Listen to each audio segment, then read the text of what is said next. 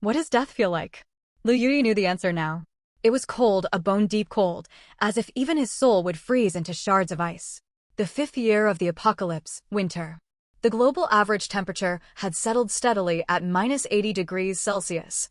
Once bustling metropolises had long turned into silent ice sculptures. He huddled inside a ventilation duct on the 30th floor of an abandoned office building, the last safe haven he'd found in this frozen hell.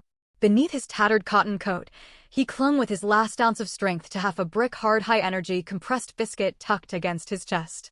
He'd traded the last batch of antibiotics from their entire camp for it. This biscuit was his lifeline for the next 7 days. Shhhh. A faint scraping sound echoed outside the duct. Liu Yue stiffened, holding his breath completely. In this dead city, every noise spelled certain death. Yue. Liu Yue. Are you in there? A familiar voice rang out, laced with urgency. It was Hao. Right after, another female voice etched deep in his heart followed. Yue, it's Xiao Jia. Say something. We've searched everywhere for you. It was them. The taut tension coiled inside Liu Yue unraveled at once, hot tears stinging his eyes. He thought they were long gone. Staggering, he pushed open the rusted duct grill with numb, frostbitten hands and called out weakly, Hao. Xiao Jia. I'm here. Moments later, 2 figures appeared at the duct opening. They looked far better off than him. Though wrapped in thick winter layers, color still lingered in their cheeks, and they moved with far more vigor. Hao jumped down first, catching Liu Yue as he swayed unsteadily on his feet, his tone bright with the joy of reunion. Thank God you're alive. We thought those cleaners had gotten you. Xiao Jia climbed down next. Her eyes reddened at the sight of his ashen, paper-pale face, her voice cracking with emotion. Yue, look at the state you're in. We found a new shelter with steady heat. Come with us, please.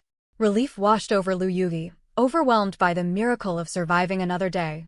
He nodded hard, his lips trembling too much to speak from sheer excitement. By the way, do you have any food? We haven't eaten in 2 whole days. Hao's gaze drifted casually to the bulging front of Liu Yue's coat, his question sounding offhand. Liu Yue froze, instinctively hugging the biscuit tighter to his chest. Xiao Jia's eyes locked onto the lump as well, her tone shifting into an unsettling weight of moral pressure. Yue, you wouldn't hide food from us, would you? We're family, what's there to keep to yourself? The word family pricked Liu Yue like a needle. He stared at Xiao Jia, the face he'd once ached for endlessly, then glanced at Hao, his best friend, and a bitter absurdity welled up inside him. His throat raw and hoarse, he spoke. I traded our last medicine for this. This is my only. Yours? Does that mean it isn't ours too? Hao cut him off, the smile fading from his face, replaced by sharp impatience. Don't be so selfish, Yue. We're a team, supplies are meant to be shared. Hand it over. If we split it 3 ways, none of us starve alone. Split it. A hollow, bitter laugh escaped Liu Yue. How? This half-biscuit is barely enough for 1 person to last 2 days. If we divide it, none of us will live through this week. It's better than starving right this second. Hao's voice turned harsh and demanding. Quit stalling and give it to me. Liu Yue's heart sank inch by inch. He looked at the 2 people he'd trusted most, and all trace of reunion joy had vanished from their eyes. Only raw, naked greed for food remained. What if I refuse? He forced the words out from the bottom of his lungs, draining every last scrap of his strength. Xiao Jia sighed and stepped forward, her soft tone chillingly menacing. Yue, why make this hard? You've always been too weak to survive in a world like this. Give us the food, and it'll be your final favor to us. We'll remember what you did for us. A favor? Liu Yue let out a laugh that devolved into hacking coughs. Tears streaked down his cheeks, freezing into tiny ice beads the moment they touched the frigid air. So you tracked me down from the very start just for this? Hao lost all remaining patience. He pulled a sharpened steel rebar from behind his back, his eyes twisting into a vicious, unrecognizable glare. Don't be stubborn and force our hand. Liu Yue, this is your last chance. Hand over the biscuit. Liu Yue slowly straightened up, staring at them in utter despair as he saw just how foolish he'd been for the past 5 years. He pulled the biscuit out from his coat and held it out before them. The instant greedy light flared in both Hao and Xiao Jia's eyes. Liu Yue hurled the biscuit deep into the narrow duct. Over my dead body. He roared with his last breath. You're asking to die. Rage blazing in his eyes, Hao lunged forward without hesitation, driving the sharp steel rebar hard through Liu Yue's back. Squelch. Liu Yue's body jolted violently. He stared down in disbelief, watching the cold metal rod pierce straight through his chest. Warm blood gushed out, congealing the second it hit the freezing air. His strength drained away like receding tides, and he crumpled forward to his knees. Hao shoved him roughly aside and scrambled to retrieve the half-biscuit. Xiao Jia walked slowly over to Liu Yue and knelt beside him. She watched his vision blur and his pupils dilate, no flicker of guilt on her face, only a quiet, relieved calm. "Thank you for your sacrifice, Yue," she whispered. "Don't be so naive in your next life." In his final moments, Liu Yue's consciousness drowned in endless darkness and crushing regret. He felt the ancient bronze coin he wore around his neck, a family heirloom, soak in his spilling blood and grow scorchingly hot. A faint, fleeting flash of crimson light flickered out right before he lost consciousness entirely. Buzz. A deafening ring in his ears jolted Liu Yue's eyes wide open. He shot upright in bed, gasping for air, the searing pain in his chest still vividly real. Yet the bone-chilling cold he'd expected never came. Instead, long-forgotten warmth wrapped around him. Sunlight seeped through gaps in the curtains, dappling the wooden floor with golden spots. Outside, car horns and the bustle of crowds drifted through the window. This wasn't the apocalypse. Liu Yue stumbled to the mirror. The man staring back looked utterly horrified, but his skin glowed with healthy color, unmarred by a single wound on his chest. Hands shaking violently, he grabbed his phone off the nightstand. The screen lit up, displaying a date burned permanently into his memory. September 28th, 2325. 3 full months remained until the solar flu that would engulf the entire globe erupted. A surge of wild elation crashed over him, only to be swallowed a heartbeat later by icy, soul-deep hatred. How? Xiao Jia. Liu Yue stared at his reflection, slowly curving his lips into a grin far more ferocious than any demon's. "I'm back." Inside his rental apartment, Liu Yue sat on the edge of the bed, forcing himself to calm the raging tide of hatred in his chest. Revenge could wait. His vengeance had already begun back in the frozen wasteland, when Hao and Xiao Jia fought over half a biscuit to stay alive. Right now, he had far more critical work ahead. He opened his phone's memo app, and beneath the headings Funds, Supplies, Fortress, Survive, he rapidly scribbled a sprawling shopping list. Food, medicine, energy sources, weapons, tools. The list grew longer by the second, and one harsh reality stared him down: money. Glancing at his bank balance, barely 60,000 yuan, he knew it was nothing but a drop in the bucket against the coming end of the world catastrophe. A thought flashed through his mind, heavy with the remorse and agony of his past life. The old downtown house his parents had left him. In his previous life, he'd clung to it as the last tangible memory of his folks and refused to sell it no matter what. But once the apocalypse hit, reinforced concrete buildings turned to worthless scrap metal under -80-degree temperatures. A memory? In the end times, the only memory that matters is staying alive. Liu Yue let out a self-deprecating laugh, every trace of hesitation vanishing from his eyes. He changed into clean clothes, pulled on a baseball cap and face mask, and headed straight for the real estate agency closest to his rental. A young agent named Zhang greeted him warmly. "Good afternoon, sir. Are you looking to rent or purchase a property?" "I'm selling," Liu Yue replied, his voice utterly flat and emotionless. He was led to the lounge area, and Zhang handed him a glass of water with a smile. "May I ask where your property is and its square footage? We can give you an initial valuation." Liu Yue left the water untouched, pulling a copy of the property deed from his bag and sliding it across the table. "Splendid Huiting, downtown. 120 square meters, prime floor." Zhang's eyes lit up instantly. This was an extremely sought-after unit, guaranteed to sell fast, with steadily rising market value. "Sir, this location is premium. The current market rate is at least 150,000 yuan per square meter, and prices are still climbing. If you're serious about selling, I'll guarantee you top dollar." "I don't care about the final sale price," Liu Yue cut him off. Zhang blinked in shock. "Pardon?" Liu Yue leaned forward slightly, his gaze sharp as a blade even through his mask.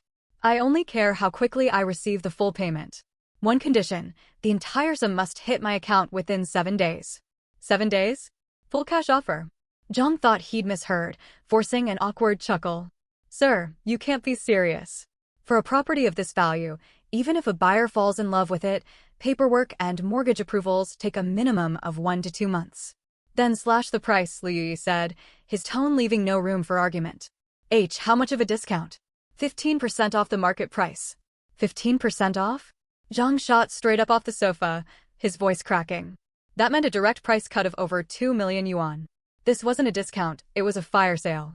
He eyed Liu Yue, confused and suspicious, and asked cautiously, "Sir, did something urgent happen?" "There's no need to rush this property so drastically." "That's my business, none of yours," Liu Yue interrupted coldly once more. "Just tell me, can you meet my terms?" "Yes, absolutely." Zhang's face flushed with excitement. A deal this good was a once-in-a-lifetime windfall. Forget 7 days, he was confident he could find a cash buyer within 3. If he closed this sale, his commission would cover the down payment for a suburban apartment outright. "Get it done," Liu Yue stood up. "Bring any potential buyer straight to sign the contract. I have no time to waste on property viewings." With that, he left his phone number and walked out, leaving Agent Zhang reeling from shock and elation. The next 3 days passed in eerie quiet for Liu Yue. He locked himself inside his rental, refining his stockpile list down to the tiniest, most meticulous details. On the 4th day, Zhang called, his tone brimming with unprecedented excitement and deference. "Mr. Liu, I've found a buyer. A business owner who loves the property and has no issues with your price. When would you be free to sign the contract right away?" "Now." The signing process moved at an incredible speed. Liu Yue spoke only in short, concise sentences, raising no objections to any clause. His sole focus was the payment timeline. The buyer was equally stunned by his unusually laid-back attitude as a seller and signed the papers on the spot. 3 more days passed. Liu Yue was drafting renovation blueprints for his safe house when the crisp chime of an incoming text cut through the quiet.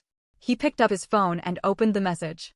"China Construction Bank, a deposit transaction of 15 million renminbi has been credited to your debit card ending in XXXX at 1532 on September 28th.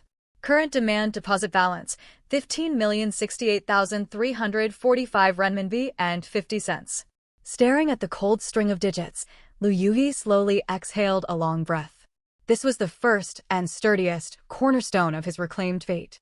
He unlocked his screen, found the WeChat profile labeled Supervisor Zhang, someone he barely spoke to, and typed a calm message. "I won 100 million yuan in the lottery.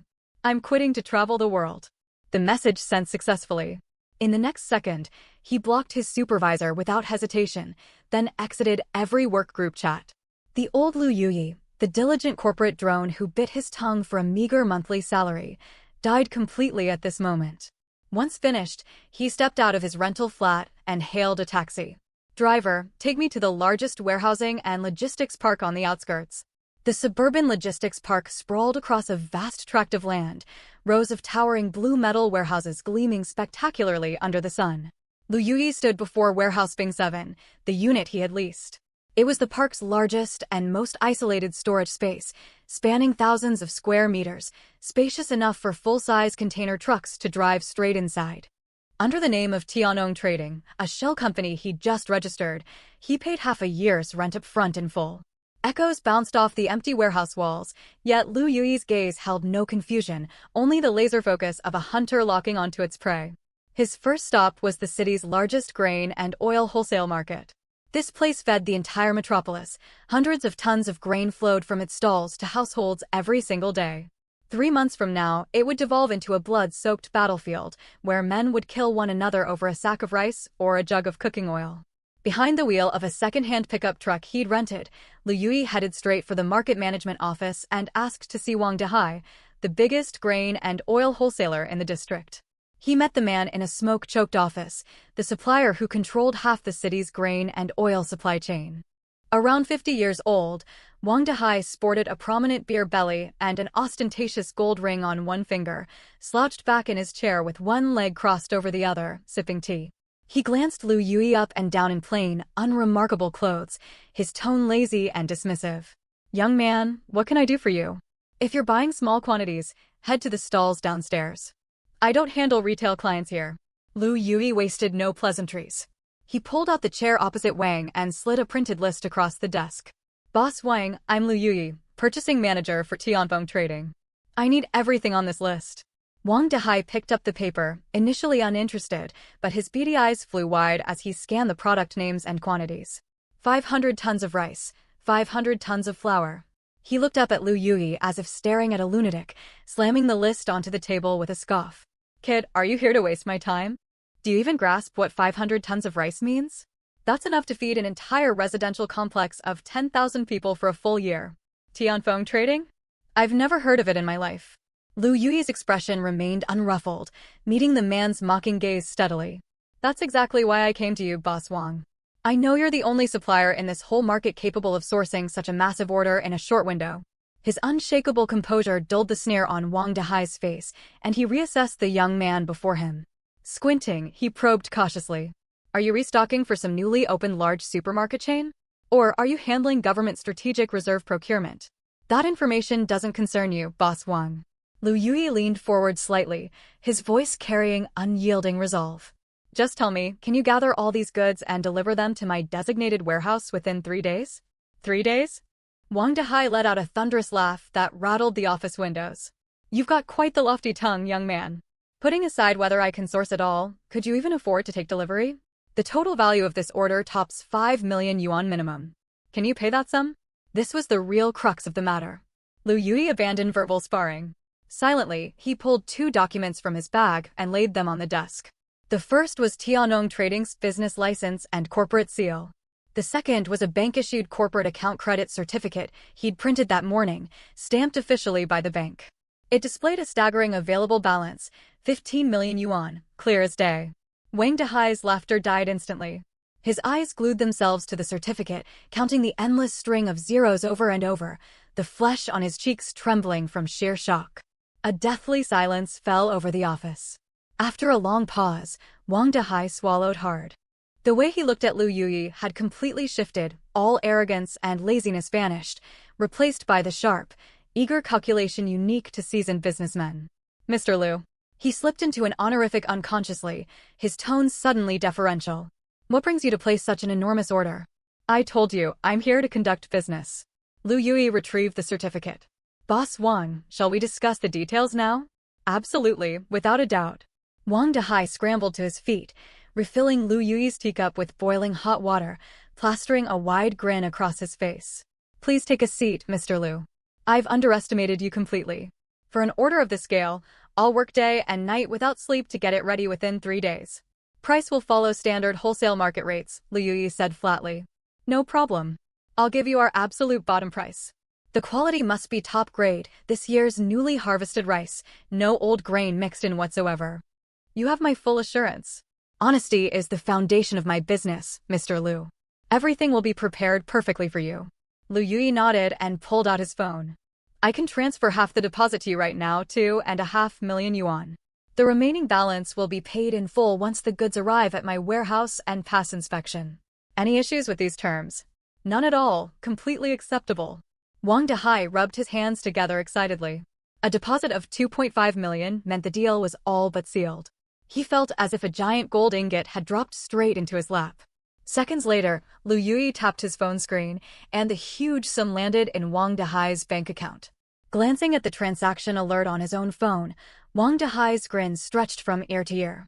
He personally walked Liu Yue to the office doorway, shaking his hand warmly. Mr. Liu, wait for my good news.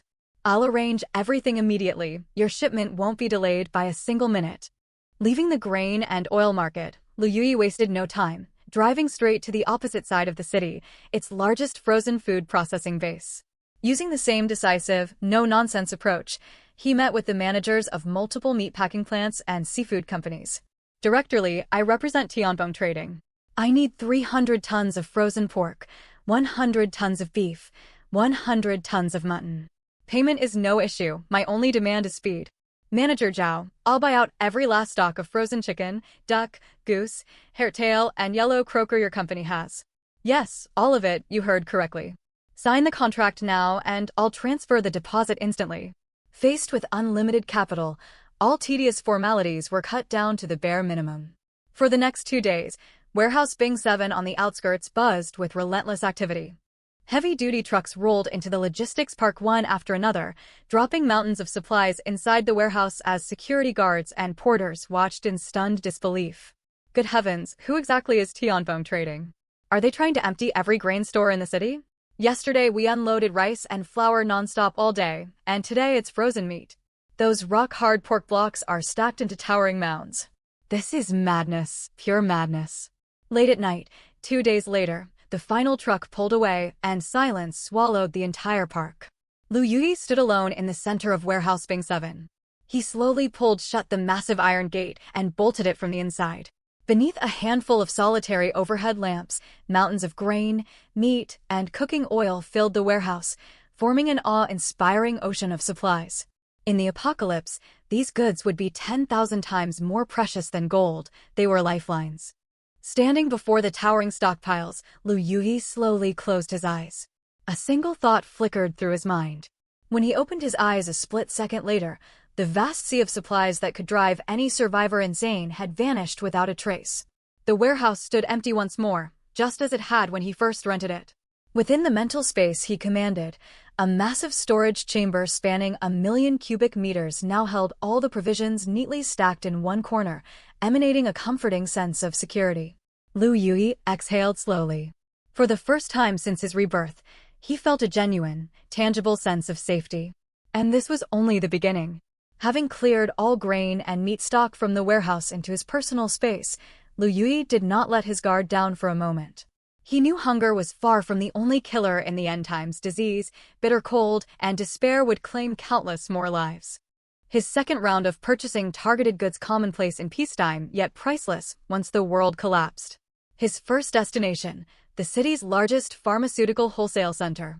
Still operating under the Tianong trading banner, he met the center's sales manager, a shrewd middle-aged man wearing wire-rimmed glasses. "Mr. Liu, a pleasure to meet you."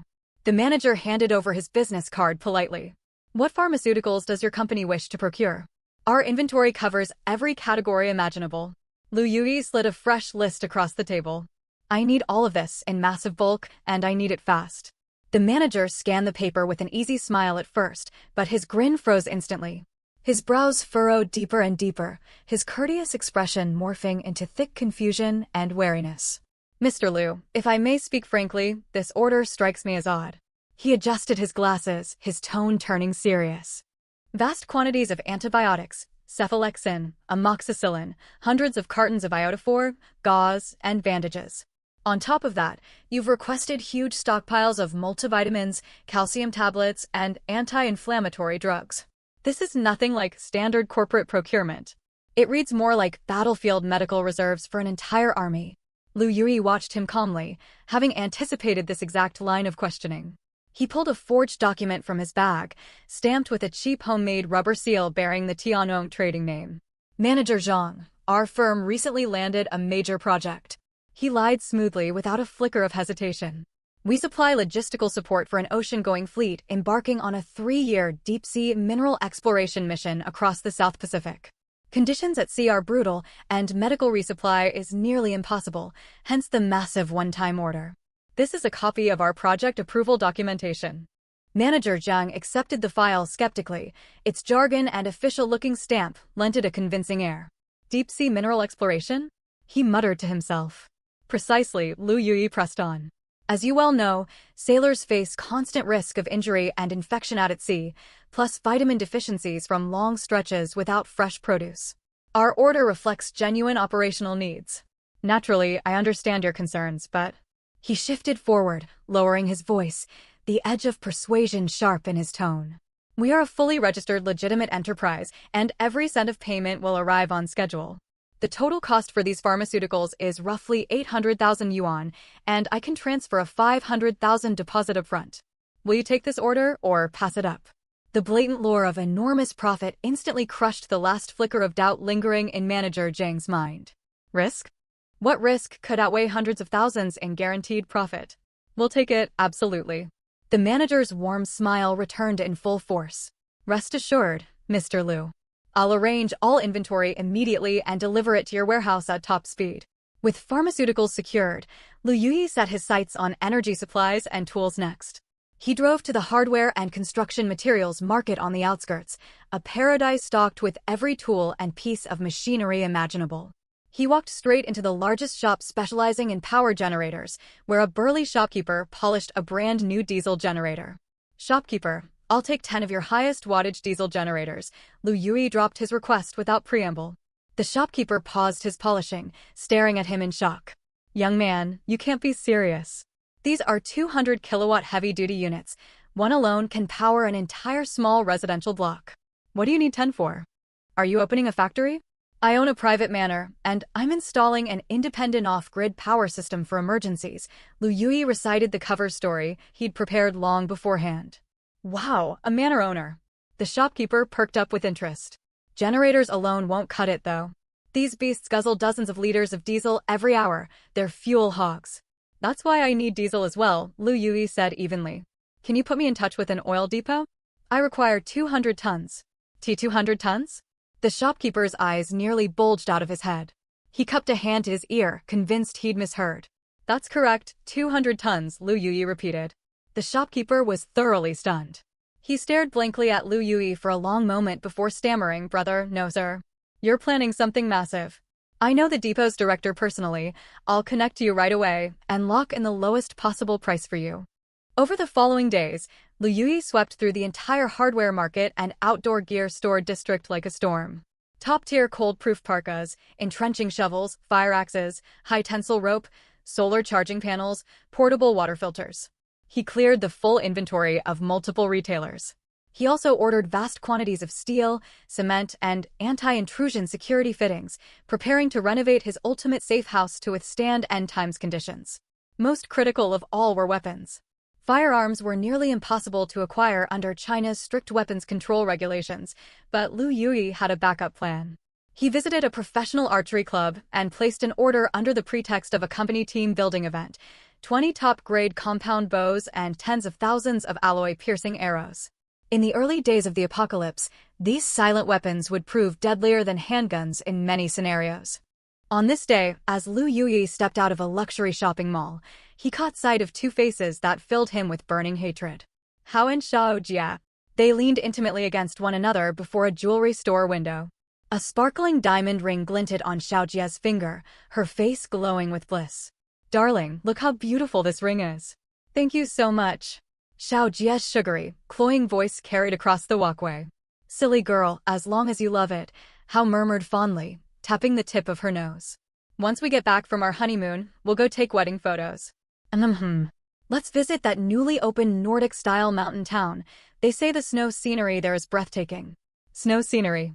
Liu Yue stood a short distance away, his baseball cap pulled low over his eyes. He watched the loathsome pair in silence, no twinge of pain stirring in his heart, only frigid, hollow numbness. In his past life, he'd scraped by, scrimping every penny, dreaming of giving Xiao Jia the wedding she'd always wanted. All he received in return was betrayal in the frozen apocalypse, murdered by the two people he trusted most, dying with unspoken grievances weighing on his soul. Now they were plotting their perfect future, with money swindled from his late parents.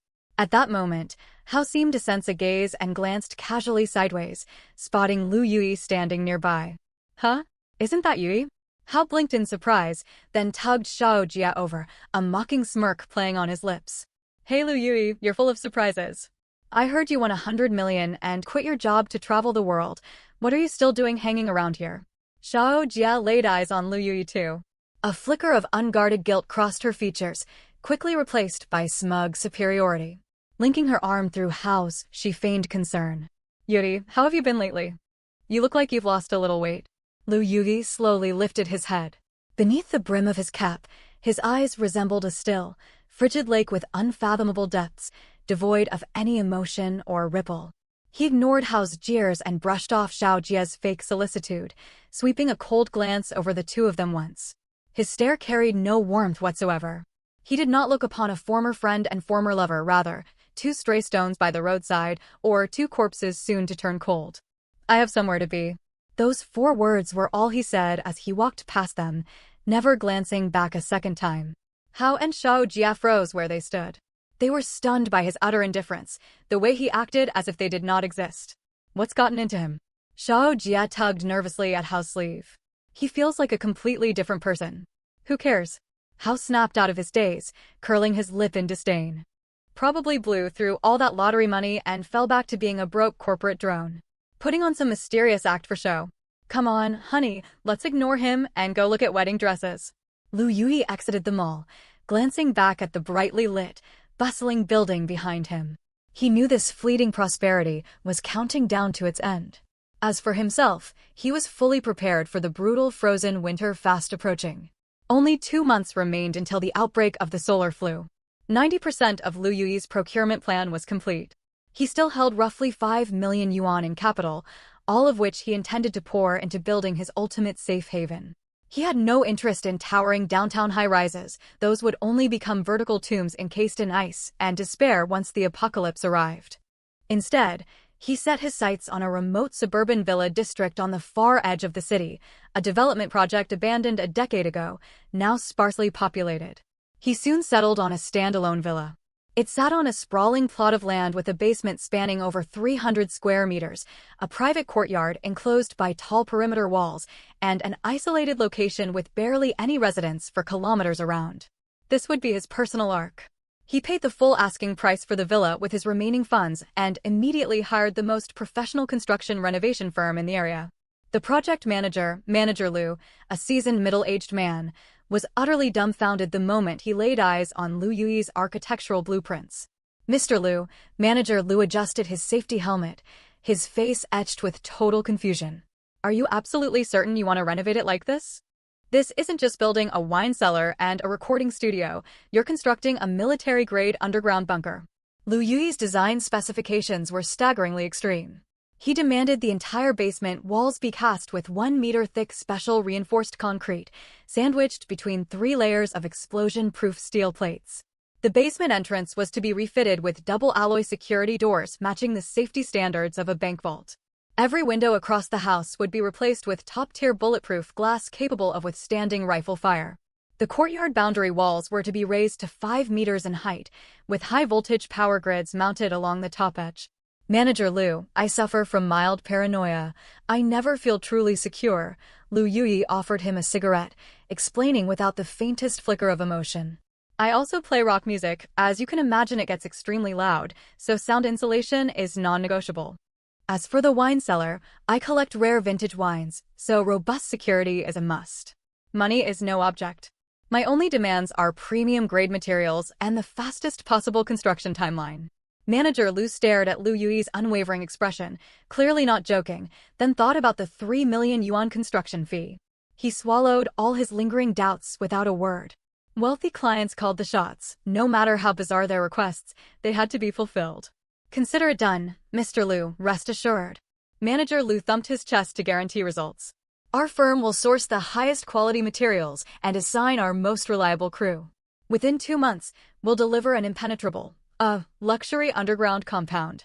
For the next month, the quiet villa site buzzed with non-stop activity. Construction vehicles shuttled in and out, cement mixers roared day and night, and mountains of steel, cement, and advanced building materials were hauled onto the premises. Liu Yue stayed on site supervising nearly every single day, ensuring every detail was executed exactly to his rigid standards. The construction crew was secretly awed by his exacting expertise. None dared dismiss him as merely a rich layman anymore. 1 week before the apocalypse descended, all renovation work was fully finished. When Manager Liu accompanied Liu Yue for the final inspection, even he was stunned by what stood before him. The colossal alloy front door, heavy as a prehistoric beast, the unbreakable bulletproof glass offering an unobstructed view of the outdoors, the vast underground chamber hidden beneath the earth, built like an end-times bunker. This place could no longer be called a home, it was a fully fortified stronghold. Mr. Liu, this place is truly, impenetrably safe, Manager Liu exclaimed with genuine awe. Liu Yue nodded in satisfaction, settled the full outstanding balance on the spot, and handed every member of the construction crew a generous red envelope bonus. Once all workers had left, complete silence settled over the property at last. Alone inside his steel fortress, Liu Yue took a deep breath and began his final, most critical task, stocking his granary. Like a tireless ant, he labored day and night, sorting and transporting the massive stockpile of supplies stored within his million-cubic-meter spatial pocket to every room and the enormous basement of the villa. He divided the basement into distinct zones, a storage area piled high with grain and canned goods, a cold storage chamber strung with sides of beef and mutton, an energy sector housing generators and diesel reserves, and even a small hydroponic farm he had outfitted to grow fresh vegetables. He installed independent heating, air purification, and recirculation systems, alongside a full water filtration and recycling setup. He was fully prepared for the eternal freezing winter bearing down on the world. December 22nd, 2325, the winter solstice. The sky was unervingly clear that day, the sunlight almost unnaturally bright. On the television news, a renowned meteorologist smiled as he gave an interview. Regarding the online rumors circulating lately claiming the solar flu will trigger a global temperature collapse, I can state responsibly that these claims are entirely baseless, lacking any scientific evidence. Citizens are urged not to spread misinformation and to peacefully enjoy this mild winter. Liu Yue sat on the living room sofa and switched off the TV. He picked up his phone and dialed his parents back in his hometown. This was the first time he had reached out to them voluntarily since his rebirth. "Hey, Yue. What made you call home all of a sudden?" His mother's familiar, warm voice crackled over the line. "Mom, stock up on plenty of rice, flour, and meat at home, and try not to go outside unless absolutely necessary." Liu Yue kept his tone as calm as he could manage. "Why would we buy extra supplies? We already have enough at home. What's gotten into you talking such odd nonsense? Just listen to me, buy as much as you can, and lock all the doors and windows tight." All right, we hear you. You take good care of yourself out there too." After hanging up, Liu Yue fell silent for a long while. He knew he had done everything he could. At 6 o'clock that evening, daylight faded at an eerily rapid pace. The once vivid blue sky turned an ominous ash gray. Temperatures plummeted off a cliff, dropping 5 degrees Celsius every single hour at a terrifying rate.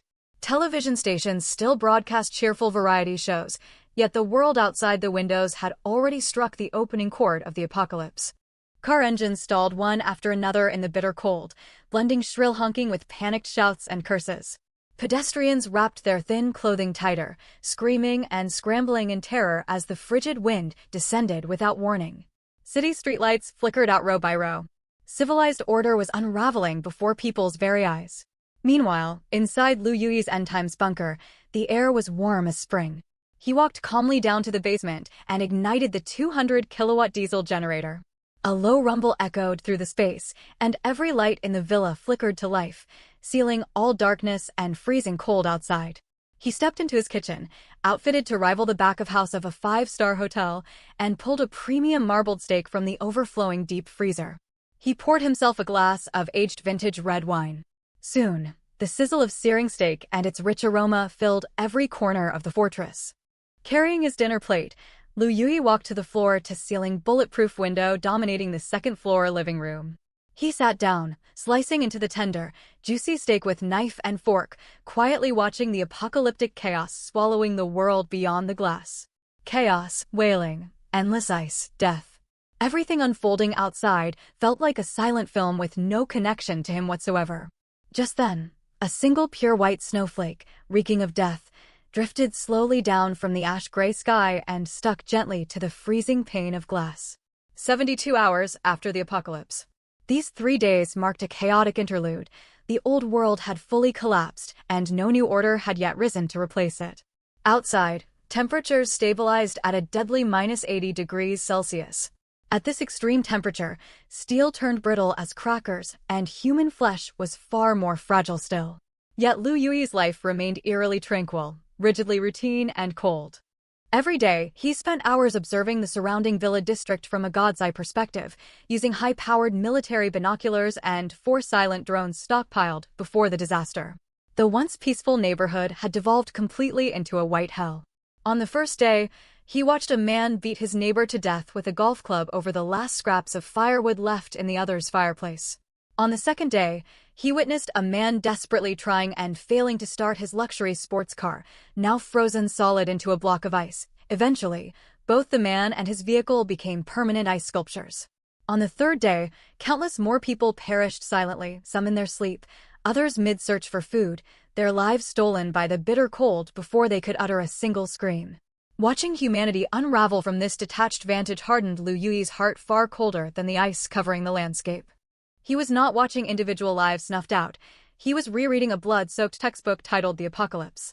In his past life, he had been the story's most foolish, tragically doomed cautionary tale. A frantic, despairing banging suddenly cut through the quiet. No, it was not knocking on the front door. The villa's alloy gate was as heavy as a mountain. No sound like this could come from it. The noise originated directly against the massive bulletproof living room window. Liu Yue's brows drew together. He adjusted the surveillance camera trained on the courtyard entrance. On the monitor, a middle-aged man in a thin suit slammed his full weight against the unbreakable glass. Behind him, a deathly pale woman clutched a small child wrapped in tattered blankets to her chest. They were the Wang family, his next-door neighbors, a trio of 3. Liu Yue recalled a petty dispute they had shared before the flu outbreak over the lawn border between their properties. When the man spotted the camera swiveling toward him, he latched onto it as his last shred of hope and threw himself wildly against the video intercom panel by the gate. "Please, open the door. I know someone's inside. I saw your lights, you're heating." The man's voice shook violently from freezing cold and unbridled terror, thick with sobs. "Have mercy on us. Just let us shelter here for one night, only one night. I'll give you all my cash, my luxury watch, my car keys, everything I own." The child he held, no older than 5 or 6, had lips turned deep indigo, barely drawing breath. Behind him, the woman dropped to her knees in the snow, kowtowing repeatedly toward the villa. Her forehead split open from the blows, blood welled to the surface, only to freeze instantly into dark crimson frost, a haunting, miserable sight. Liu Yue sat in his spring-warm living room, soft wool blankets draped over the sofa, watching this human tragedy unfold on screen without the slightest flicker of emotion in his eyes. He pressed the intercom talk button. Wild elation burst across the man's face, convinced his pleas had moved the resident within. "Thank you. Thank you so much. You're a good person. God will bless you. My residence," Liu Yue's voice filtered through a voice modulator, cold, deep, and utterly emotionless, like a mechanical hum rising from an abyss, runs on geothermal circulating heating with a fixed computerized load capacity. It cannot support additional occupants. Please leave. The man's euphoria froze solid on his face. He stared blankly for more than 10 seconds before screaming in disbelieving rage. "What are you talking about? Some ridiculous load capacity lie. You just refused to save us. You're a murderer." The kneeling woman snapped out of her stupor and threw herself against the camera, her once well-maintained face contorted with venomous resentment, resembling a vengeful ghost. "You monster. You'll suffer a terrible fate. The cold will kill our child out here. You'll burn in hell. I curse you. I curse your entire family." Liu Yue cut the intercom feed without a single change of expression. He muted the surveillance audio, unwilling to listen to their meaningless curses and wailing any longer. Walking to the pantry, he retrieved a can of Italian beef stew, pried it open with a can opener, and ate slowly and unhurriedly. He remembered the soft-hearted fool he had been in his past life, the man who time and again yielded to scenes just like this, opening his doors to shelter so-called weak survivors, only to invite wolves into his home. He remembered the first family he took in stealing half his food stores the very next day. He remembered an injured man he rescued attempting to assault another female survivor once his wounds healed. He remembered the final act of compassion he showed, which earned him nothing but cold, fatal betrayal at the hands of Hao and Xiao Jia. Compassion? In this god-forsaken apocalypse, it was the cheapest, deadliest weakness of all. On the surveillance feed, the 3 family members finally collapsed locked in a desperate embrace outside the perimeter wall amid their curses. Gradually, heavy snow buried their bodies, forming a faint white mound. Liu Yue finished the last bite of canned beef and tossed the empty can neatly into the waste bin. He gazed at the 3 soon-to-be permanent ice sculptures outside, feeling absolutely nothing inside. At this moment, the gentle, vulnerable Liu Yue who softened at strangers' pleas had been buried forever alongside that ridiculous old world. In this white purgatory, the only person one could trust to survive was oneself. Second week of the apocalypse. After the Wang family froze into eternal ice statues beyond his walls, Liu Yue's life settled into absolute, total isolation and unbroken calm. He repeated the same quiet truth to himself. In this white purgatory, the only person one could trust to survive was oneself. While survivors outside fought tooth and nail over moldy loaves of bread and expired sausages, Liu Yue's days ran as precisely as a finely calibrated machine. 7 a.m. sharp. He rose and completed an hour of high-intensity training in the basement gym, ensuring his physical condition did not atrophy from comfortable seclusion. Mornings were dedicated to thorough inspections of every corner of the bunker, verifying heating system functionality, checking for malfunctions in the water circulation loop, monitoring diesel fuel reserves for the generators, and confirming the health of young vegetable sprouts in his small hydroponic farm. Afternoons were reserved for study and leisure. He combed through pre-apocalypse technical manuals on machinery repair, circuit modification, and weapon crafting, or projected old movies downloaded long before the disaster onto a massive screen with a mug of hot coffee in hand, as if an entire world separated him from the frozen hell outside. This isolated peace brought him no loneliness, instead, profound contentment. He knew this sanctuary had been forged by his own hands, paid for with the bloodshed of his past life and the meticulous foresight of his second chance. That afternoon, however, the smooth rhythm of his self-sufficient routine was shattered by a shrill alarm. Beep, beep, beep. The villa's peripheral infrared alert system wailed at high pitch. Liu Yue shot upright from the sofa, no trace of panic in his eyes, only frigid vigilance. He strode quickly to the monitoring room, where more than a dozen high-definition screens displayed clear footage of the courtyard exterior. A group of roughly 7 or 8 people stood clustered outside the alloy gate. Their clothes were tattered rags, they clutched crowbars, steel pipes, and fire axes. Gaunt and emaciated, their eyes held hollow numbness and feral hunger, like a pack of starved wolves wandering the ice plains for days on end. This was a makeshift scavenger gang. Liu Yue's gaze swept slowly across the crowd, then his pupils contracted violently. At the rear of the group, he spotted 2 faces etched permanently into his memory, burning with unquenchable hatred. Hao and Xiao Jia. They appeared far more wretched than the rest of the gang. A scab-covered laceration sliced across Hao's cheek, twisting his once handsome features into something menacing. Xiao Jia, the girl who had once obsessed over cleanliness and daily makeup, now stared blankly, covered in grime, matted straw like hair plastered to her face. Her expensive down jacket was torn open in multiple gashes, exposing gray cotton stuffing beneath. It was plain to see they occupied the lowest rung of this survival of the fittest gang, ordered about and exploited without mercy. Damn this gate, it's rock solid.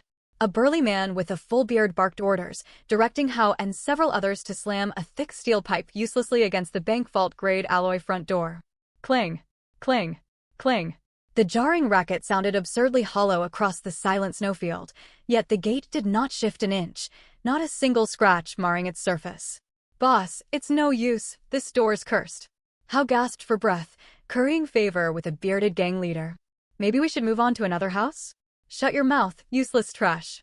The bearded man kicked Hao hard in the leg, sending him sprawling into the snow. I said we break in here, so we break in here. At that moment, Xiao Jia seemed to recognize the villa's architectural layout. She stared dumbfounded at the familiar silhouette, and a wild, desperate light suddenly flared in her eyes. She sprinted recklessly toward the video intercom panel, slamming her palms against the camera as hard as she could, screaming through broken sobs. Yuri, Liu Yue, I know it's you in there. I know you're hiding inside. Her voice shrill and mournful, overflowing with remorse and terror. I was wrong, Yui. I truly was. Hao forced me into everything. He swindled your parents' money. He's the one who dragged me off with those scavengers. Let me inside, please. I'll do anything for you. I'll work like your cattle and horse. I beg you. Tears streamed down her filthy face as she disavowed all blame for her betrayal entirely. Hao snapped out of his daze, scrambling forward on hands and knees to crowd beside the intercom, adopting a nauseatingly sycophantic grin. Brother Yui, my oldest best friend. I knew you'd find a way to survive. For the sake of our old bond, save us. We're starving to death. If you let us in, my life belongs to you from this day forward. The bearded gang leader they called boss and the rest of the scavengers paused their assault, watching this dramatic spectacle with idle curiosity. Liu Yue sat motionless before the surveillance monitors, silently observing their desperate performance, a cold sneer tugging at the corner of his mouth. He did not reply. He rose slowly and walked into the storage room, stocked like a miniature supermarket. He rummaged through the towering piles of supplies and retrieved a carton of instant noodles and several sausages, the cheapest, nutritionally worthless junk food in his entire stockpile, items he would not have spared a glance for in his past life. Carrying the carton of cheap food, he climbed the stairs to the second floor. He walked over to a window facing the main gate and slowly slid it open, a narrow gap barely wide enough for a palm. Frigid biting wind rushed inside at once, yet to him, it felt like the tender caress of a lover. Down below, upon seeing the window creak open, Hao and Xiao Jie's faces lit up with wild elation, convinced Liu Yue had finally softened his heart. But Liu Yue's next move plunged them straight into an icy despair. He did not pass the food down to them, nor even toss it at their feet. Swinging his arm hard as if discarding a sack of trash, he hurled the carton of provisions far out into the open. The box traced an arc through the air and crashed with a loud bang onto the snow 50 meters away from the villa gate, splitting wide open. Instant noodles and sausages spilled everywhere across the frozen ground. In the blink of an eye, the survivors outside the gate turned into rabid dogs, catching the scent of blood. Ignoring the bearded gang leader's orders entirely, they roared and threw every ounce of their strength into a mad dash for the scattered food. They traded punches and kicks over a single packet of noodles. They wrestled each other to the ground, fighting for half a sausage. The ugliest side of human nature laid fully bare in that moment. Hao and Xiao Jie tried to scramble for a share too, but they were far too starved to muster any strength. A burly man kicked them flat into the snow without hesitation. Helpless, they watched every scrap get snatched up by others. In the end, they dropped to all fours like feral hounds, scrambling frantically amid the snow to scoop up trampled noodle crumbs mixed with ice and shoving them desperately into their mouths. Liu Yue watched the grotesque spectacle with a blank, emotionless expression. Killing them outright was never his goal. That would be far too merciful. He intended to repay every ounce of humiliation, starvation, and despair they had inflicted on him in his past life 100-fold, 1,000-fold over. He would make them writhe in endless regret and agony, forced to gaze up at him until their very last breath. The game had only just begun. He closed the window calmly. After that farcical display of so-called charity, the scavenger gang containing Hao and Xiao Jie never returned. Perhaps they had fled the area to search for survival elsewhere further afield. Or maybe they had long since turned into another unremarkable ice sculpture scattered across this white wasteland.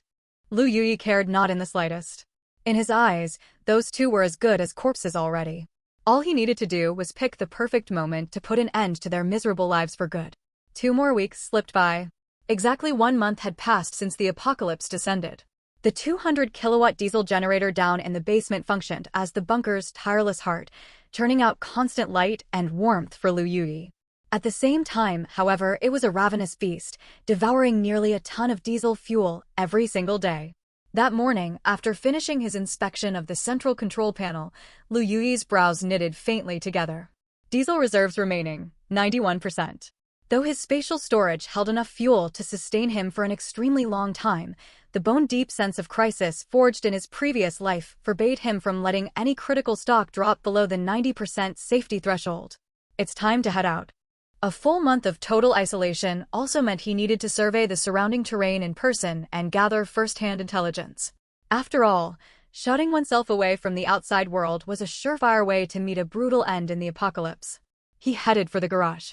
As the garage lights flickered on, a ferocious steel beast crouched silently within.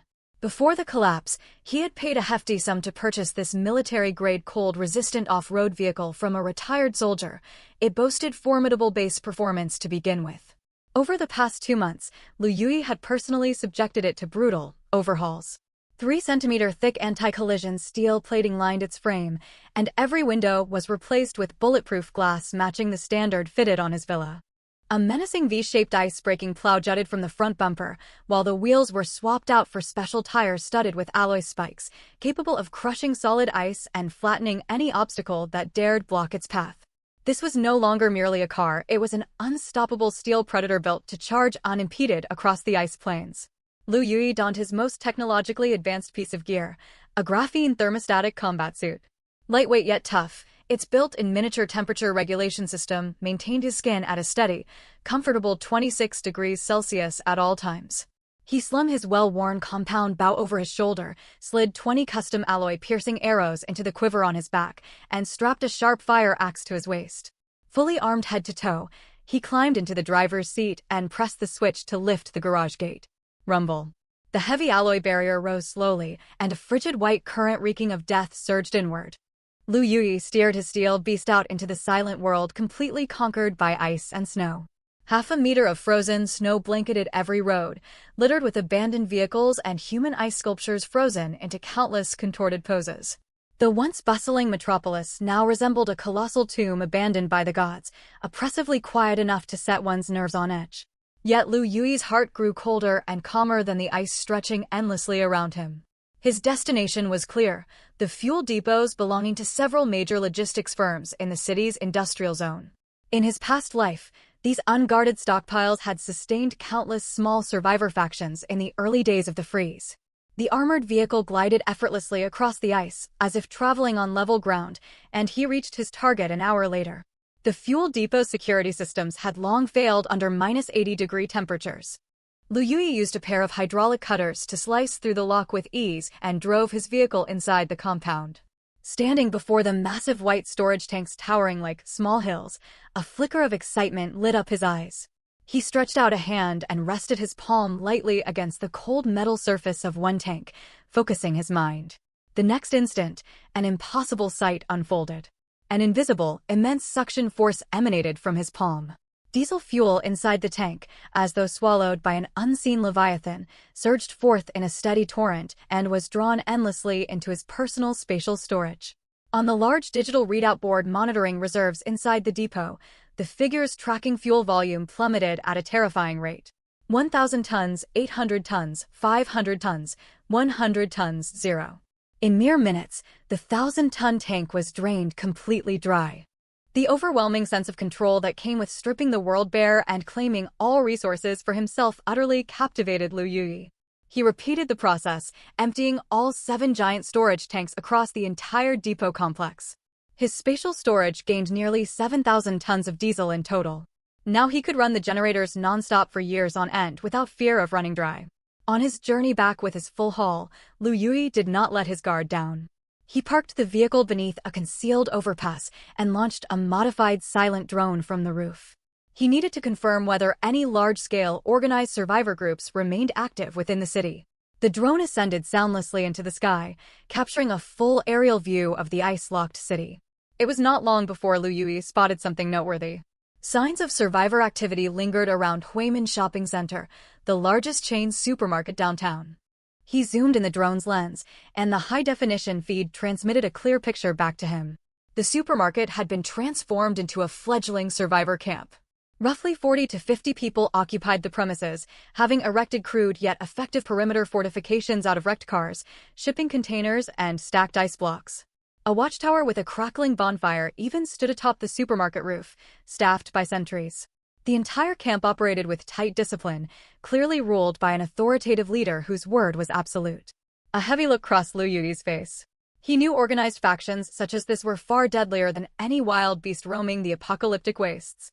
He was just about to recall the drone and head home when the camera feed captured an internal conflict erupting inside the supermarket camp. A lone figure was dragged roughly outside by several burly men armed with wooden clubs and brutally beaten. Afterwards, the outcast was handed only a thin tattered coat and a tiny chunk of blackened bread before being driven out of the camp, left to fend for herself in the frozen wilderness. It was a punishment crueler than outright execution. Liu Yue watched the solitary, tottering figure trudge through knee-deep snow, and a thought crossed his mind. Instead of heading straight back to his bunker, he restarted his armored vehicle and tailed her silently from a safe distance far behind. Liu Yue maneuvered his steel predator like a ghost lurking amid the snowfield shadows, trailing the exiled woman at a moderate, unnoticeable distance. She appeared to be around 30 years old. Starvation and bitter cold had pushed her body to its absolute breaking point. She stumbled with every step, on the verge of collapsing at any second. Yet her survival instinct remained razor-sharp. She instinctively steered clear of potentially dangerous areas and deliberately stuck to the leeward side of buildings as she traveled. No trace of despair clouded her eyes, only an almost obsessive, unshakable composure. A sharp mind, Liu Yue silently judged to himself. Curiosity stirred within him toward this woman. As she struggled to cross an abandoned residential block, disaster struck without warning. 3 ash-gray shapes materialized soundlessly from behind collapsed courtyard walls and circled to trap her. Wolves. No, far bulkier and deadlier than ordinary wolves. Their fur blended seamlessly with the surrounding snow in a pale gray-white camouflage. Their eyes glowed with an inhuman, cruel pale blue light, and their razor-sharp claws struck sparks against the frozen concrete beneath their paws. These were genetically mutated ice wolves, spawned by the extreme cold. They ranked among the most efficient, cold-blooded predators roaming this white wasteland. The woman instantly paled upon recognizing the terrifying creatures, yet she did not scream or attempt to flee. Snatching a broken steel pipe tipped with jagged shards off the ground, she gripped it firmly in both hands and assumed a defensive stance. She knew turning to run from these beasts would only hasten her death. A long, eerie howl split the silence. One ice wolf struck first. Coiling its hind legs, it lunged forward like a streak of white lightning, jaws wide open to sink its fangs into her throat. The woman poured every last ounce of strength into driving the steel pipe forward with all her might. Squelch! The pipe pierced the ice wolf's abdomen, yet the brute force of the impact sent her crashing onto the snow. The two remaining wolves immediately flanked her from both sides. She was trapped with nowhere to escape. A flicker of despair flashed across the woman's eyes, certain her end had come, until two nearly imperceptible whistling sounds cut through the air from 100 meters away, like the sigh of the Reaper himself. The two wolves' mid-pounce froze rigid. Embedded deep in the center of each skull was a single black alloy arrow, driven all the way through their brains. They crumpled to the ground without uttering a single whine. The injured wolf that the woman had stabbed let out a terrified yelp and tried to turn and flee with its wounded body dragging behind it. Whiz! A third arrow found its mark, shooting cleanly through its eye socket and penetrating its entire brain. The fight was over in 3 seconds flat. The woman stared dumbfounded at the incredible scene unfolding before her eyes. She slowly turned her head, gazing toward the direction the arrows had come from. A black off-road vehicle, a ferocious steel beast, had pulled up on a nearby street corner without her noticing. The car doors swung open. A tall, straight man clad in a black thermostatic combat suit walked slowly toward her, gripping a powerfully shaped compound bow in one hand. It was Liu Yue. The woman scrambled to her feet, tightening her hold on the steel pipe in her grasp. Her eyes blazed with unyielding vigilance, not a flicker of gratitude crossing her face despite being saved. She knew full well that in this apocalyptic wasteland, no one offered rescue without an ulterior motive. Sometimes human beings were far more terrifying than monsters. "Why did you save me?" She spoke first, her voice hoarse from exhaustion, yet unnervingly calm. "What do you want in return?" Liu Yue stopped in front of her and pushed his wind goggles up onto his head, revealing a pair of eyes as still as an ancient well. "I ask nothing of you," he replied evenly. "Your body and your freedom remain entirely your own. I only want to know why you were driven out of that camp." The woman's pupils constricted slightly, clearly not expecting this question. She fell silent for a moment, seemingly weighing Liu Yue's intentions. "You're not one of them," she countered. "I belong to no one," Liu Yue said flatly. "I am merely a passerby curious about their group. Of course, you may choose not to speak, and if so, our conversation ends here." With that, he turned to head back to his vehicle without the slightest hesitation. "Wait!" The woman called out to stop him at last. She understood this was her only chance to survive. "My name is Jing," she drew a deep breath and said slowly. "I held a doctorate in biology before the apocalypse. I was exiled because I opposed the tyrannical rule of their leader, Scar." "Oh." Interest flickered across Liu Yue's face. "Tell me more." "Scar is nothing but a reckless brute with no strategy. He only knows how to control survivors through violence and fear, and he has no clue how to sustain long-term survival." Disdain flashed in Xinjing's eyes. He hoards scarce medicine and food for his personal enforcers, while leaving skilled technicians and repairmen to starve. "I proposed we ration supplies scientifically and build small indoor ecological farms to grow produce. He took it as a challenge to his authority and labeled me a destabilizing element before casting me out. A biology doctorate." Liu Yue's eyes lit up. He had never imagined that his casual pursuit would lead him to such an invaluable talent, someone far rarer and more precious than gold or weapons in the end times. Yet he betrayed no hint of his excitement. "One final question." He fixed his gaze on Xinjing. "Do you know two people named Hao and Xiao Jie?" Xinjing paused for a second, then nodded. "I do. They arrived at the camp roughly 2 weeks ago. Both are master opportunists. Hao especially curries favor with Scar nonstop. He's climbed the ranks to become a minor captain now, living fairly comfortably." Liu Yue nodded, everything clicking into place in his mind. Looking at the sharp, level-headed woman standing before him, whose expertise held immense value, a plan took shape inside his head. He would not foolishly invite her back to his bunker. Trust was the most extravagant luxury in the apocalypse, and he would never give it away lightly. "I want to strike a deal with you," Liu Yue said. "A deal?" "Yes." Liu Yue gestured toward a partially intact 2-story building a short distance away. I will clear all threats inside that house for you, supply you with a weapon, and provide enough food and fresh water to sustain you alone for a full week. Qinjing's breath hitched softly. In exchange, Liu Yue went on, you will act as my eyes. Return to the vicinity of the survivor camp at Huimin's supermarket. Using your wits and keeping yourself safe, monitor every movement within the compound for me. Prioritize gathering intelligence on Scar, Hao, and Shao Jia, and send me daily updates via the encrypted communicator I will give you. Qinjing's mind raced a mile a minute. She realized this was far more than a transaction, it was a test. A trial to prove she truly possessed the wisdom and courage to survive alone in this broken world, as she claimed. Very well. She nodded without the slightest hesitation. I accept your terms. A faint, barely perceptible smile tugged at the corner of Liu Yue's mouth. He returned to his armored vehicle, retrieved the supplies and communicator for Qinjing, and helped her clear out the small two-story house briefly. Once the task was done, he said nothing more, climbed back into his steel beast, and vanished into the swirling wind and snow. Alone inside the temporary shelter now hers, Qinjing clutched the supplies and weapon tightly in her hands.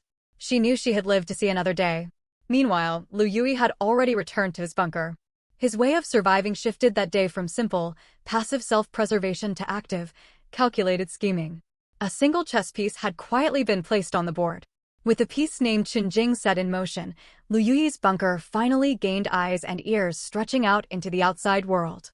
He retreated to his self-contained sanctuary, while Qinjing lurked like a ghost in the shadows surrounding the Huimin supermarket survivor camp.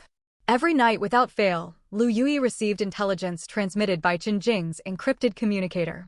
Her power of observation was astonishingly sharp. She detailed the camp's defense layout, head count, and weapon stockpiles in full, even breaking down Scar's personality and the internal conflicts between his subordinate captains with crystal clarity. She had proven her worth beyond all doubt. On this particular day, Liu Yue opened the communicator as usual, but the report Qinjing sent made his eyes narrow sharply. A severe bacterial dysentery outbreak has swept the camp. At least a dozen people are incapacitated with violent vomiting and diarrhea. The camp's entire reserve of antibiotics is exhausted. Scar is at his wit's end. This afternoon, he personally executed 2 guards who attempted to steal his private medical supplies. They're out of medicine. Liu Yue tapped his fingertips lightly against the table, his mind churning rapidly. This was a once-in-a-lifetime opportunity. A chance to test the camp's strength and breaking point, to establish an aura of intimidation and, above all, a chance to collect the debt owed to him. He glanced at mountains of medical supply crates stacked in his storage room, a cold smirk curving his lips. The following morning, a sentry stationed on the rooftop watchtower of the Huimin camp yawned listlessly. A faint humming sound suddenly drifted down from the sky. He lifted his head warily, then his pupils blew wide with shock. A matte-black drone with a futuristic frame hovered silently directly over the camp, like a mechanical hawk from another realm, coldly surveying everything below. Enemy attack, he stammered into his walkie-talkie. Chaos erupted across the camp instantly. Scar, a burly man bearing a hideous knife scar across his face, burst outside with more than a dozen armed loyalists, craning their necks to stare nervously upward. What the hell is that thing? Confusion and dread clouded Scar's features. The drone made no hostile moves. It circled overhead once, then slowly lowered a small parcel wrapped in waterproof canvas, which landed precisely on the empty ground right in front of Scar. Having delivered the package, the drone turned soundlessly and vanished into the ash-gray sky, as if it had never existed at all. Scar and his men exchanged bewildered glances. After a long pause, they crept forward cautiously and unwrapped the parcel. Inside lay a brand-new military-grade encrypted walkie-talkie and a slip of paper sealed in a waterproof pouch. Printed on the paper in cold, emotionless typed text were these words. I possess the medicine you desperately need. Trade me every solar panel and controller stored in your warehouse. Turn on the walkie-talkie if you agree. Scar's face turned livid in an instant. This unknown party knew not only that they were out of medicine, but even that they hoarded solar panels in storage. This unseen presence loomed over them like an invisible specter, privy to every secret they held. Damn it. Scar crumpled the note into a tight ball. Playing mysterious games. Yet every man under him wore expressions of desperate hope. The dysentery continued to spread, and without medication, they would all perish. Faced with the specter of death, Scar swallowed his rage, picked up the walkie-talkie, and pressed the talk button. Hello.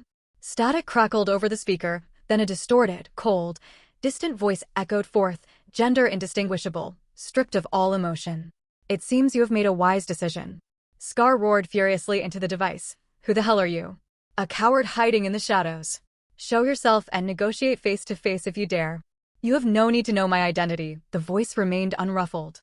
You only need to understand that I hold the power to decide whether your subordinates live or die. I set the terms of this trade. Your only options are acceptance or refusal. The feeling of being completely disregarded and controlled made Scar's veins bulge with rage, yet he dared not lash out. Fine. I'll trade. He ground his teeth together. How will the exchange work? Deliver the goods to the abandoned gas station 3 kilometers south. The medicine will be handed over once the cargo arrives. The line cut off. A vicious glint flashed in Scar's eyes. He leaned in and whispered to his loyal men, "Take our best weapons and lie in ambush all around the gas station ahead of time. I want to find out who this bastard is, daring to play tricks on my turf." Half an hour later, a 5-man squad tramped laboriously through the snow toward the gas station, hauling more than a dozen large solar panels. Hidden all around the gas station, unseen by the squad, 7 or 8 of Scar's elite henchmen had taken cover, their weapons trained firmly on the exchange zone. What they failed to realize was that every single one of their movements streamed live to Liu Yue's monitoring screen via the drone hovering high above. You won't learn your lesson until disaster strikes, Liu Yue sneered contemptuously. The moment Scar's ambushers finished taking up their positions, Liu Yue pressed a button on his remote control. A compact stun grenade the drone had pre-dropped at the center of the trap detonated instantly. Boom. No flames, no shrapnel. Only an unbearably blinding white flash and a deafening roar powerful enough to rupture eardrums exploded outward without warning. The 7 or 8 ambushers collapsed screaming in unison, clutching their eyes and ears as they writhed in agony, rendered completely incapacitated. The devilish voice crackled over the walkie-talkie once more. I have no interest in such a half-hearted welcome party. Upon hearing those words, Scar, waiting for news back at camp, went ice-cold from head to toe, a frigid chill shooting straight up his spine from his tailbone. This stranger knew absolutely everything they planned. Such unfathomable, otherworldly tactics crushed the last shred of reckless bravado and false hope lingering in his heart. Now, the cold voice continued, the terms of the trade have changed. In addition to all your solar panels, I want one person handed over. Send that trash to me. Make him deliver the goods to the designated location alone. A deathly silence fell on the other end of the communicator. Scar's knuckles whitened from crushing the walkie-talkie in his grip. He could not wrap his head around why the mysterious stranger would single out Hao, that spineless sycophant of a nobody. But there was no time for pondering now. The foe's uncanny surveillance, paired with the unknown weapon that had crippled his elite men in an instant, weighed on him like an insurmountable mountain, squeezing the air from his lungs. Fine. I'll agree to your terms. Scar ground the words out from between his gritted teeth. Back inside the camp, when Hao was told he was the extra bargaining chip for the trade, his legs buckled completely. He dropped to his knees, clinging desperately to Scar's thighs and begging hysterically. Boss, you can't do this to me. I've always been utterly loyal to you. That mysterious man definitely wants me dead. Please don't hand me over. Loyalty. Scar kicked him roughly away, revulsion and cold ruthlessness hardening his features. Your so-called loyalty amounted to watching my men waste away from sickness one by one. At long last, your useless hide has some small purpose. Either you go and complete this trade yourself, or I put a bullet in your head right now and send someone else to take your place. Choose. Faced with the black muzzle of a gun, all of Hao's pleas crumbled to nothing. In the end, beneath the scornful and gloating stares of every survivor, Hao stumbled forward alone like a walking corpse, pushing a handcart loaded with solar panels, trudging step by painful step toward what he saw as a living hell, the abandoned gas station. By the time he hauled the cargo to the designated spot, he was utterly drained, on the verge of collapse. Then that devilish voice crackled once more from the walkie-talkie clipped to his clothes. The goods are acceptable. The second the words faded, Hao watched in abject terror as the mound of solar panels before his eyes vanished into thin air. He nearly lost his wits, dropping heavily onto the frozen ground, convinced he had encountered a ghost. The medicine. Where's the medicine? He stammered in terror. 30 meters behind you. Fetch it yourself. Hao spun around and spotted a sealed medical supply crate resting silently in the snow. He scrambled over on hands and knees, and the mysterious stranger's final message blared from the walkie-talkie. Go back and tell Xiao Jia, her turn will come soon enough. Static fizzled across the speaker, and the line went dead. Hao stood frozen to the spot, soaked through with cold sweat, as if plummeted into an endless abyss. He understood now. The brother he had betrayed in his past life had transformed into an incomprehensible, unstoppable horror. And this revenge was only just beginning. The deathly silence on the other end of the communicator was finally broken by Scar's snarling consent. Half an hour later, Hao stumbled back to the Huimin supermarket camp half dead, dragging the crate of life-saving medicine. His mind reeled, his body soaked in frigid sweat and stiff with frostbite. The second he crossed the threshold, he crumpled to the ground, his teeth chattering nonstop. The survivors swarmed him at once, grabbing for the medical crate as if witnessing a divine miracle. Meanwhile, Scar hauled the still shaking Hao roughly to his feet. Speak. Tell me exactly what happened. By the light of the bonfire, Hao rambled incoherently to Scar and the gathered survivors, recounting the horrifying ordeal that would haunt his nightmares for the rest of his days. I dropped off the cargo at the gas station and then I heard that voice telling me to get the medicine. Fear thickened every syllable of his disjointed account. When I turned around, the crates of solar panels were just gone. Vanished out of nowhere. Boss, I didn't see a soul, didn't hear a single other sound. And then, Scar's gaze turned pitch dark and menacing. Then he said, a whimper of terror caught in Hao's throat. He darted a glance at Xiao Jia, who stood pale as a sheet amid the crowd, and trembled as he repeated the words. He said, tell that woman her turn is next. The sentence detonated like an icy bomb inside the camp. Panic spread through the crowd like a contagious virus. Before this, the mysterious phantom had only felt like a distant, unknown threat. But this direct, targeted death sentence sent a bone-chilling dread shooting from the soles of everyone's feet straight to the crowns of their heads. Whispers rippled through the survivors, their stares fixed on Hao and Xiao Jia, unmasked with undisguised contempt and profound fear. It's them he's after all along. Damn it, I knew those two were trouble. They dragged this nightmare straight to our door the second they showed up. They're walking omens of disaster. Kick them out at once, or we'll be the next ones to die. The once relatively stable camp descended into paranoia overnight. No one dared speak to Hao or Xiao Jia anymore. Even during daily gruel rations, people deliberately shuffled far away from them, as if they carried some contagious curse. For Xiao Jia, the second she heard Liu Yue's message, the frayed thread holding her sanity together snapped completely. She shattered into hysterics. Nightmares plagued her endlessly. She kept seeing Liu Yue's cold, unyielding face, replaying the vision of the steel rebar piercing his chest in their past life. She jolted awake screaming every night, restless day and night, seeing every stranger as an enemy out to kill her. That evening, in their cold, shadowy corner of the camp, she and Hao erupted into their fiercest argument since the apocalypse began. It's all your fault. All of this is your doing. Xiao Jia clutched fistfuls of her hair, shrieking hysterically at Hao. If it weren't for you, I never would have betrayed him. Now he's come to claim our lives. He said I'm next, I'm going to die. What the hell are you yelling at me for?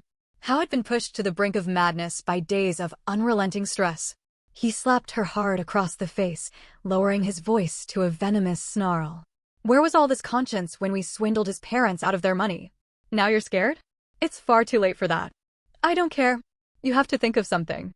You have to save me. What could I possibly do? Hao buried his face in his hands, overcome with despair. He's not human, he's a ghost. We stand no chance against him. Naturally, their screaming fight reached Scar's ears.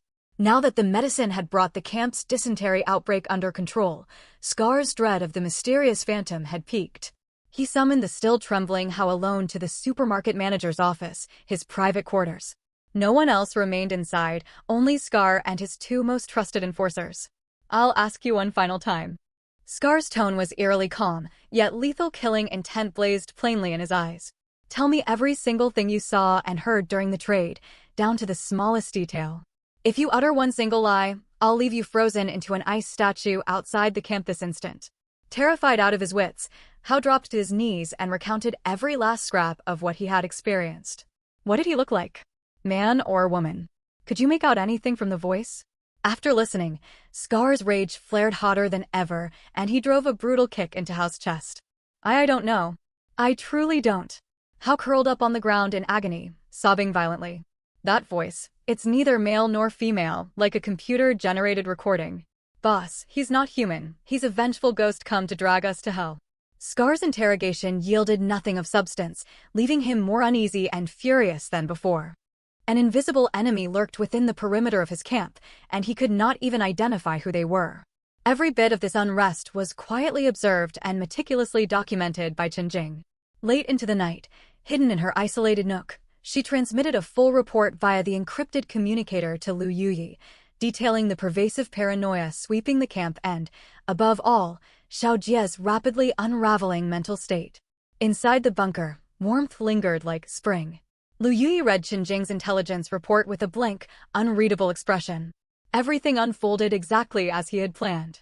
Fear was the most powerful weapon in this broken world. It could crumble the toughest warriors and tear the tightest alliances apart from within. The seeds of terror had been planted. All he needed to do now was wait patiently. Wait for them to take root, sprout, and ultimately destroy his enemies entirely. He set the communicator aside and walked toward the brand-new solar panels he had just finished installing and calibrating.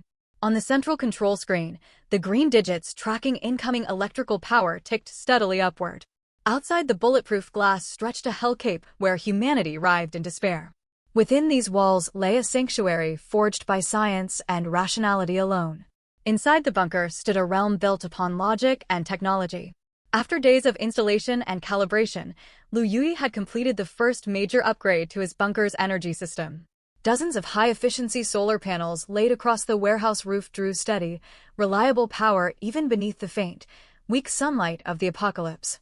On the central console screen, the red numbers marking diesel fuel consumption slowed their rate of ticking noticeably, while the green figures tracking stored electricity climbed gently higher. Energy system upgrade complete. Diesel fuel consumption reduced by 70%. Liu Yue nodded in satisfaction as he scanned the data display. This meant his bunker could sustain operation far longer on its reserves, and his sense of safety deepened tenfold. For once, he found a moment of leisure. He retrieved premium coffee beans stockpiled before the solar flew from storage and brewed himself a rich pour-over. A thick, aromatic haze filled the warm interior. Clutching his mug, Liu Yue stepped to the massive floor-to-ceiling bulletproof window in his second-floor study, silently staring out at the unchanging white wasteland beyond. Fear fermented and festered within his enemy's camp. He remained seated atop his self-made sanctuary, biding his time for the harvest. Everything appeared firmly under his control. Until suddenly, woo, woo, woo. A shriller, more urgent alarm than any previous one split the peaceful quiet of the bunker wide open. Warning lights lining the walls and central control panel flashed instantly from safety green to blood crimson, signifying the highest threat level. Warning, mass biological incursion detected. Warning, outer perimeter defense grid under sustained assault. A cold synthesized electronic voice echoed throughout every room of the fortress. Liu Yue's pupils contracted sharply, shifting instantly from relaxed repose to full combat readiness. He slammed his coffee mug down on a table and sprinted to the surveillance bank. The footage streaming across a dozen monitors stole his breath away. A massive pack of wolves had gathered outside his villa's outer wall without his notice. More than 30 in total. These were no ordinary wolves, they were the genetically mutated ice wolves he had encountered outside the supermarket camp, warped by the extreme sub-zero cold. Their fur bore an ash-gray-white hue that camouflaged them seamlessly against the snow. They stood nearly twice the size of pre-apocalyptic wild wolves, their pale blue eyes glinting with a brutal, cunning intelligence. Worse still, this pack did not behave like scattered, solitary beasts. They moved with the disciplined coordination of a well-trained army.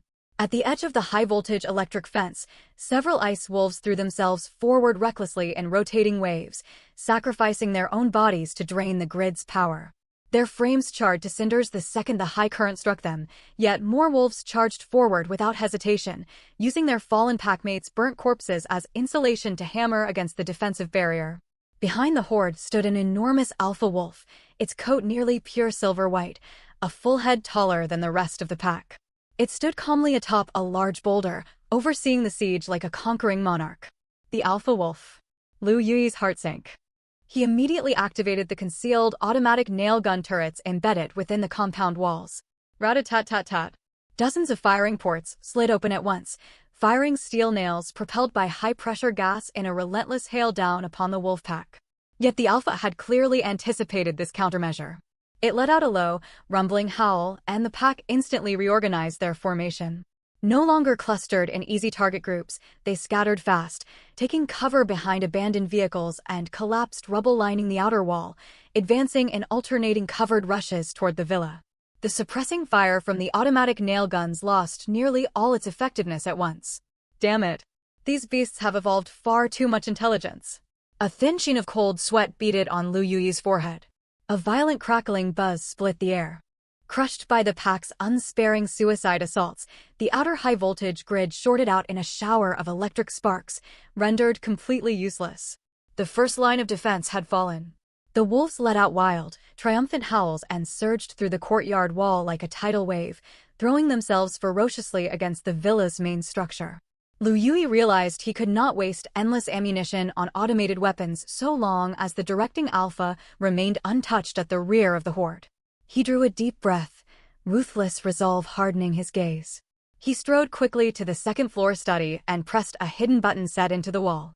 The section of wall that looked identical to every other panel slid silently apart to either side, revealing a specialized firing port forged from reinforced special alloy, concealed within the structure. For the first time, he voluntarily opened a window from his bunker out into this end-times wasteland. Bitter frigid wind, thick with the rank stench of wolf fur and blood, flooded into the room. Liu Yue raised his powerful compound bow, fixing a cold, unwavering stare through the firing port onto the silver alpha wolf 100 meters distant. The alpha sensed the deadly threat emanating from within the bunker. It fell silent, lifting its head to lock its eerie pale blue eyes with Liu Yue's through the raging snowstorm, locked in a wordless standoff. This was a contest between hunter and prey and a duel between two apex rulers. Liu Yue held his breath, knowing he would likely only get one perfect shot. The alpha wolf was far too shrewd, constantly positioning its body cleverly behind the wreckage of an abandoned truck, exposing nothing but its eyes to survey the battlefield. Not willing to show yourself? Liu Yue let out a cold, mocking sneer. He stowed his compound bow, focused his mind, and pulled a massive raw steak, still dripping with blood, out of his personal spatial storage. This top-grade cut of meat had been stockpiled long before the apocalypse, yet now it served as his bait. He hurled the steak hard through the firing port. The bloody slab tumbled across the snow, releasing a rich scent of raw flesh that held a fatal allure for all carnivores. Sure enough, the silver-furred alpha wolf stirred the instant it caught the whiff of blood. A low rumbling growl vibrated in its throat, clear hunger burning in its eyes, for this unexpected feast dropped from nowhere. No! In the split thousandth of a second when greed drove the alpha to poke its head out from behind cover to pinpoint the steak's location, Liu Yue struck. He drew, aimed, and released his bow in one fluid, lightning-fast motion. Whiz!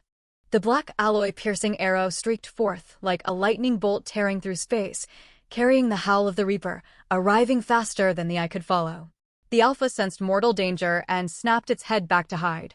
But it was already too late. The arrow buried itself precisely in its left eye socket.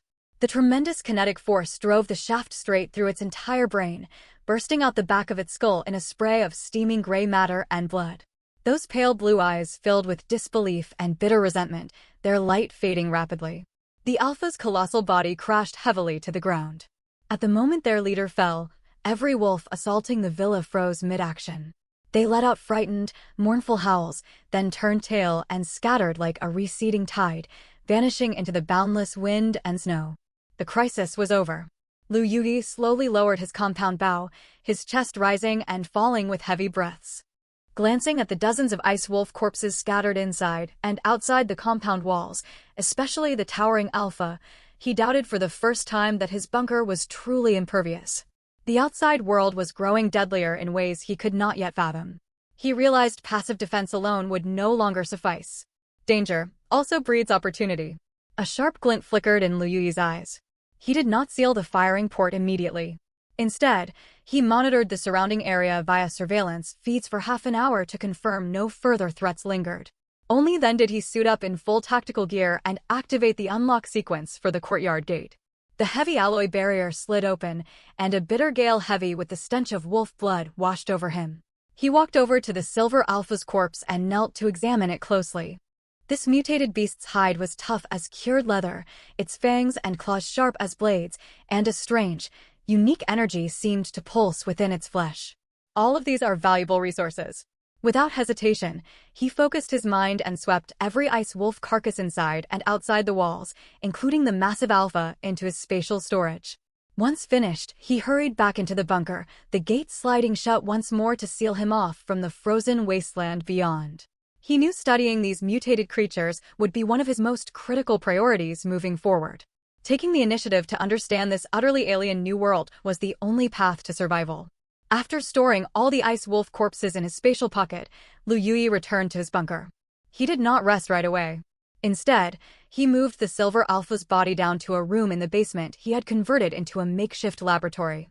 Beneath bright overhead lights, he donned full professional protective gear and began dissecting the mutated beast. The dissection findings weighed heavy on his heart. The alpha's muscle density and bone tensile strength far surpassed any known pre-apocalyptic creature. Most shocking of all, nestled deep at the core of its brain was a fingernail-sized crystal glowing with a faint cool blue light. This crystal appeared to be the source of the intelligence that let the alpha command its pack and outthink ordinary wild beasts. The world has truly changed. Liu Yue pulled off his gloves and muttered to himself. He knew the wolf siege had only been the start.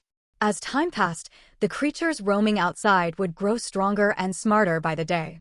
Humans who stood stagnant would be ruthlessly weeded out. A sturdy bunker and a limited arsenal of weapons were no longer enough. He needed greater power capable of crushing any threat that crossed his path. As Liu Yue's sense of urgency about the future intensified, another struggle for survival unfolded at the Huimin supermarket survivor camp. Liu Yue's death sentence hung over Xiaojie's head like an invisible sword of Damocles night and day, pushing her to the brink of total mental collapse. She endured the survivor's scornful, cold stares, some even seemed to eagerly await her death. She watched Hao grow increasingly deranged after the trade, lashing out and beating her without provocation. She knew her days were numbered. Scar, the camp's leader, would sacrifice her, and Hao without a second thought at any moment to appease the mysterious phantom. The final straw broke that evening. Temperatures plummeted further, making supply runs exponentially harder, and the camp's food reserves were nearly exhausted. To stretch resources thin, Scar announced a cruel verdict to the whole group. Tomorrow morning, to let more of us live, Scar's gaze swept over every shivering survivor. I will personally execute several useless leeches who only eat and contribute nothing. His eyes landed last on Hao and Xiaojia huddled in the corner, undisguised killing intent chilling them to their bones. It's over. Those two words echoed endlessly in Xiaojia's mind. Yet as she stumbled back to their frigid corner, the terror of impending death ignited an unprecedented urge to survive within her. She refused to die. Why should she perish? She was still so young. Desperate to cling to life, she made a reckless decision. She stared at Hao, dead drunk, and passed out on the floor from despair, a flicker of ruthless resolve flashing across her face. Silently, she stole the military walkie-talkie he treated as a lucky charm from his arms. Then, under cover of night, she slipped out to the camp's perimeter like a scurrying rat. The bitter wind sliced her face like knives, yet she felt no pain. Standing alone in the empty snowfield, she screamed toward the direction of Liu Yue's villa at the top of her lungs, over and over. Liu Yue, I know you're watching. I know you can hear me. I've got something huge to tell you, something life-changing. She had no way of knowing if Liu Yue truly monitored this place, but this was her only shot at living. She was betting everything on this single gambit. Minute after minute ticked by. Nothing answered save the howling blizzard. Just as the last spark of hope in Xiaojia's heart was about to freeze solid. Static.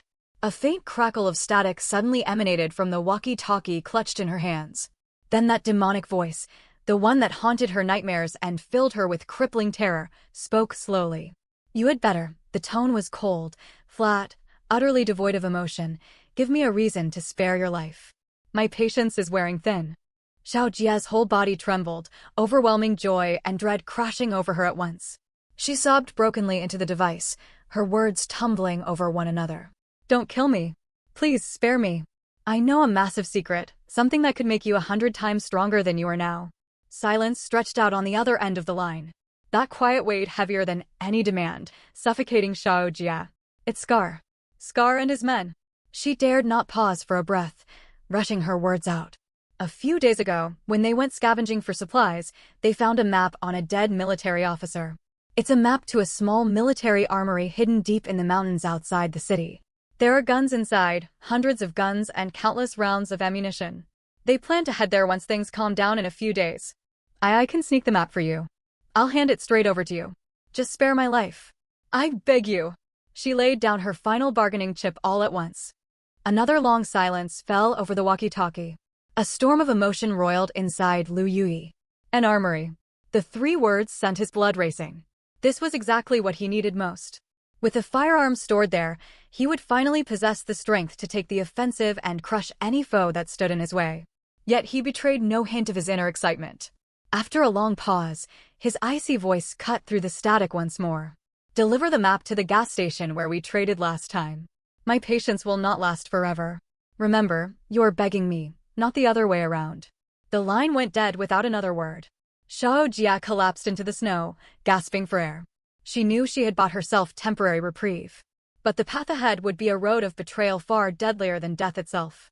The bitter wind whipped around her, yet she felt no chill. Her heart had long since frozen solid. Xiao Jia crumpled into the snow, heaving ragged breaths.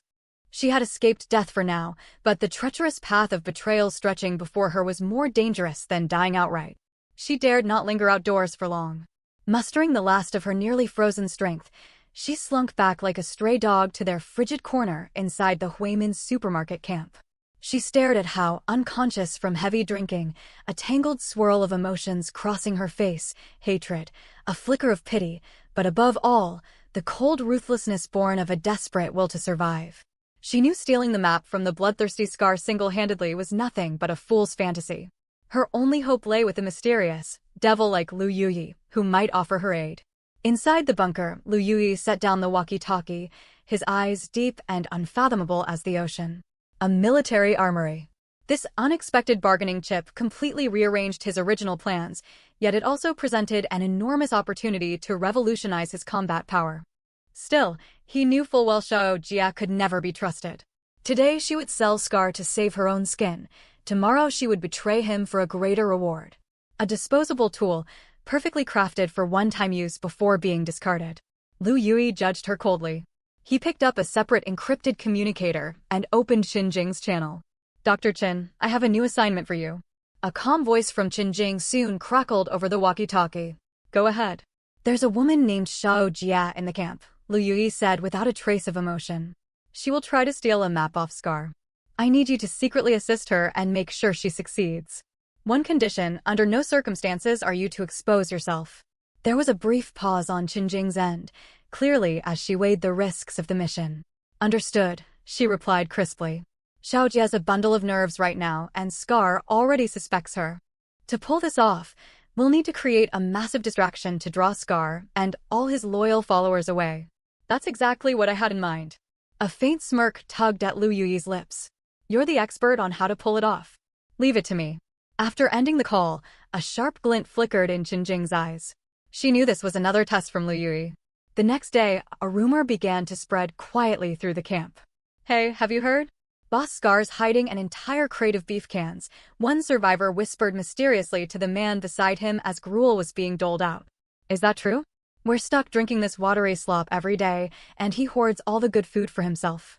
The other man's face instantly twisted with greed and envy. Absolutely true. Someone saw him sneaking around his office eating them in the middle of the night. The smell drifted miles. Like a virus with wings, the rumor spread to every corner of the camp in a matter of hours. For these survivors, starving and teetering on the brink of death, a full crate of beef cans held far greater allure than gold or companionship. Resentment, jealousy, and anger began to simmer among the crowd. Hiding in the shadows, Qinjing watched it all coldly.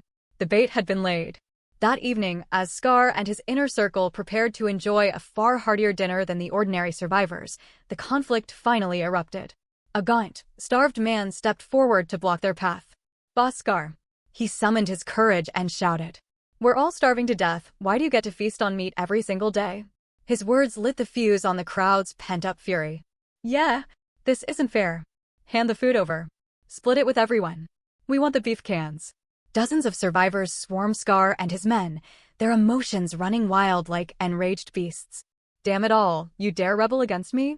Scar flew into a towering rage. He never imagined these meek, sheep-like trash would openly defy his authority. He drew the pistol holstered at his waist and pointed it straight at the tall man who'd spoken up first, a vicious grin stretching across his face. Anyone who utters another word gets sent straight to hell right now. Yet faced with the agony of crippling starvation, even the threat of death lost its terror. The crowd shrank back but refused to scatter. A riot capable of tearing the entire camp apart was seconds from breaking out. Scar and all his loyal enforcers were trapped in the square, their full attention seized by the sudden upheaval. This was the perfect window Xiao Jia had been waiting for. Slipping through the chaos like a rat while every gaze was fixed on the square, she crept silently up to the supermarket's second floor and entered the manager's office that Scar used as his bedroom.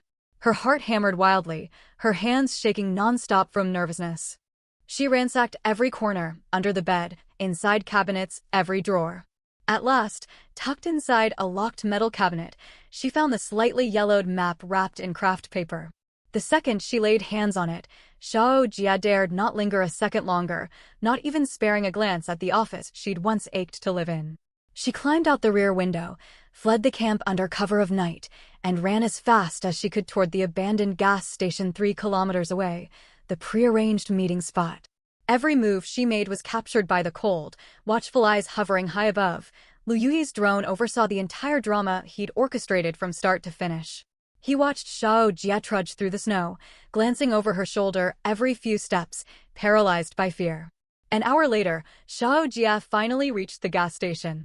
Following his instructions, she laid the map on the most visible counter inside the convenience store, then cowered behind a pile of discarded tires some distance away, trembling as she lifted the walkie-talkie to her mouth. I'm here, her voice begged desperately. I left the map inside. Can I come to you now? Please take me in. It's freezing out here, I can't survive alone. Liu Yue's emotionless voice crackled through the speaker. Our deal was for the map, not safe haven for you. Xiao Jia reeled as if struck by lightning, shouting in disbelief. What do you mean? You promised you wouldn't kill me. I have not killed you, Liu Yue's tone remained icy. I am simply telling you to leave. Get out of here. Vanish as far as you can before I change my mind. Static filled the line once he finished speaking. Xiao Jia stared blankly at the walkie-talkie, the last flicker of hope dying completely in her eyes. She finally understood. From the very beginning, she had been nothing more than a pawn, a disposable tool. Cast aside once her use was exhausted. High overhead, the drone shaped like a mechanical hawk descended slowly. Its robotic arm clamped neatly around the craft paper map on the counter.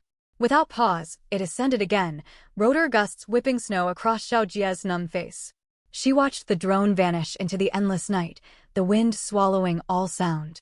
Her soul felt hollowed out entirely. She did not weep or scream curses, only let loose a strange, hooting cackle like an owl. The laugh echoed through the empty gas station, shrill and thick with utter despair. Eventually the laughter died away. Xiao Jia stood alone amid the station's frozen grounds, facing an infinite, frigid darkness. She had won the chance to live she'd begged for, only to be exiled to a hell far longer and crueler than death itself. This was the price of betrayal. Once Xiao Jia's shrill laughter was swallowed whole by the blizzard, Liu Yue piloted the drone back to his bunker with the vital map secured aboard. He felt not an ounce of pity or guilt. In this apocalyptic wasteland where human life weighed lighter than paper, sympathy was the first shovelful of dirt for your own grave. Returning to his warm study, Liu Yue carefully unfolded the slightly yellowed craft paper map across his desk. It was a hand-drawn military chart, marked with red lines tracing a secret mountain route outside the city. A 5-pointed star marked the destination, with 2 small characters scrawled beside it, Armory. Straight line distance, 120 kilometers. Liu Yue cross-referenced the map with high-precision satellite imagery he downloaded before the flu, quickly plotting the relatively safest travel route. He knew those mere 120 kilometers were an impassable chasm in this broken world, teeming with unforeseen deadly threats. He had to prepare for every possible contingency. He spent the entire following day in his vast garage. He performed a full overhaul and major upgrades to his Steel Beast Apocalypse vehicle.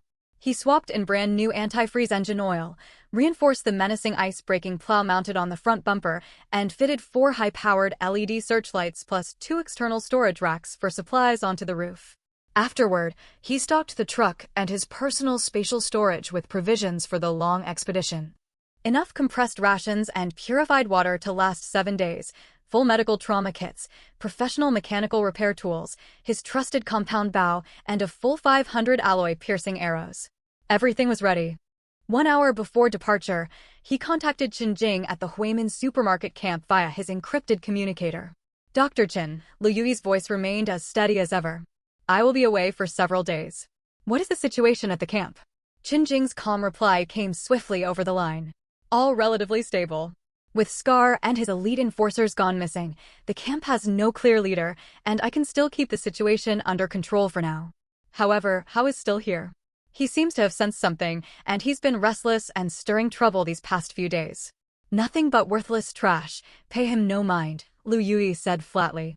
Prioritize your own safety while I'm gone. If you encounter an unmanageable threat, you are permitted to abandon the camp and evacuate on your own. Understood. A faint, barely detectable warmth softened Qin Jing's tone. Please, stay safe out there. I will. He ended the call without further delay. Climbing into the cold cockpit of his apocalypse vehicle, he ignited the engine. A low rumble, like a beast stirring from hibernation, reverberated through the garage as the heavy alloy gate rolled upward. He steered his steel Predator forward, charging unhesitatingly into the boundless, snow-blanketed wilderness beyond. His long expedition had officially begun. Every kilometer of the 120-mile journey carried mortal danger in the apocalypse. Shortly after driving past the city limits, he hit his first major obstacle. An earthquake from before the flu, compounded by the rapid freezing of the Earth's crust, had split the ground open into a vast, bottomless ice fissure over 10 meters wide, a hideous scar cutting straight across his path. Liu Yue parked at the edge of the rift and launched his drone. After half an hour of aerial surveying, he spotted the only viable crossing several kilometers away, a makeshift bridge formed by several overturned heavy cargo trucks. Drawing a deep breath, he revved the vehicle's engine to maximum output. Roar! The steel beast let loose a thunderous growl, surging forward like an arrow loosed from a bow. It charged cleanly between the wrecked truck hulls and landed steady on the fissure's opposite bank. He had crossed without incident. Yet trouble followed close on his heels. As the vehicle reached a fully frozen lake, a horde of mutated creatures he had never seen before blocked his path. They were giant scorpions the size of young calves, their entire bodies encased in icy blue chitin that glinted metallic under weak sunlight. Their stingers curled high above their backs, their tips dripping a deadly pale blue venomous glow. Ice scorpions. Over 50 individuals, Liu Yue's expression turned grave. He had no intention of charging blindly through the swarm.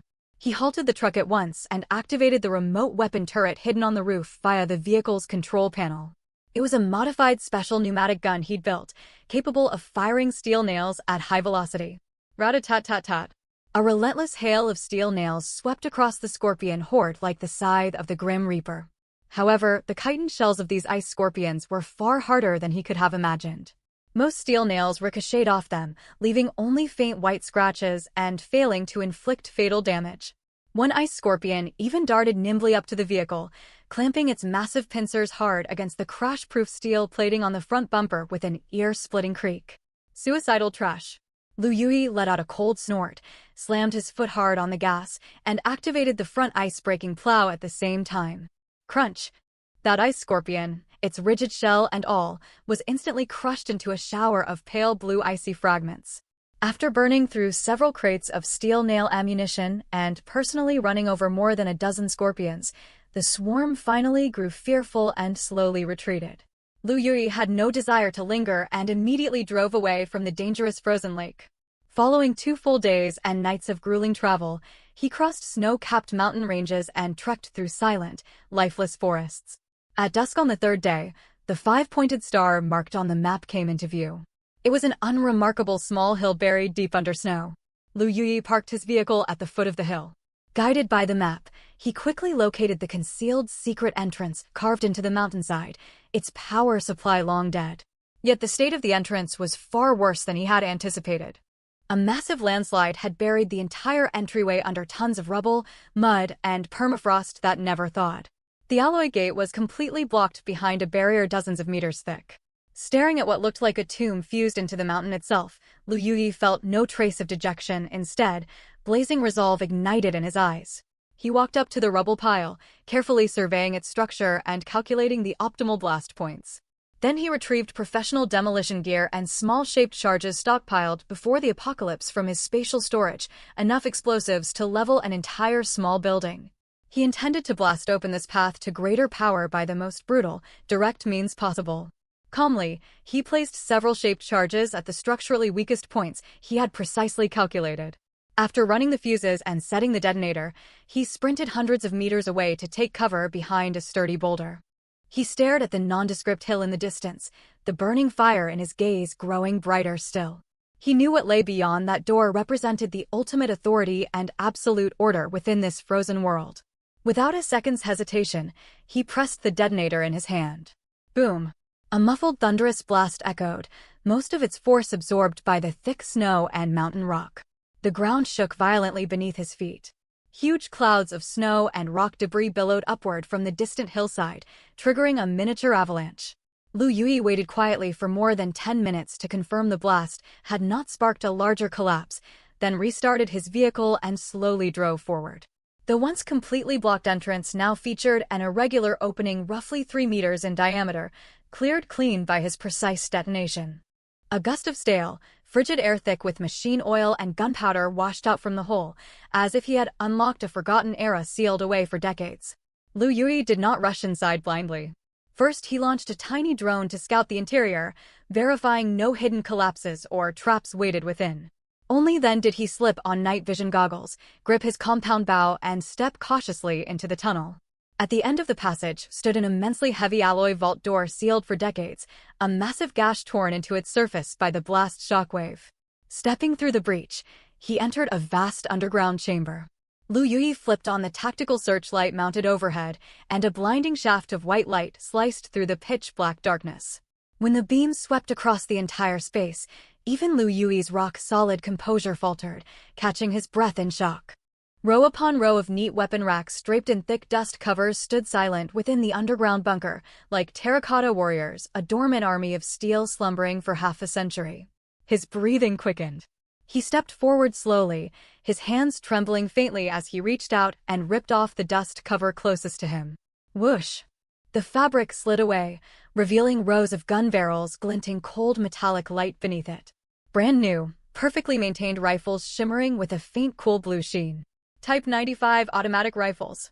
Liu Yue's eyes burned red with excitement. He tossed the cover aside and tore down the next one beside it. Type 88 sniper rifles. Further along the rack, Type 92 pistols. Stacked crates of unopened ammunition lined the floors, rows of defensive grenades resting like green pineapples, body armor, night vision goggles, military combat knives. He had stumbled upon a treasure trove enough to drive any apocalypse survivor insane.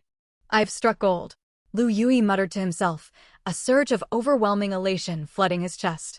He wasted no time, raiding the armory like a ravenous beast let loose in a grain silo, claiming everything without restraint.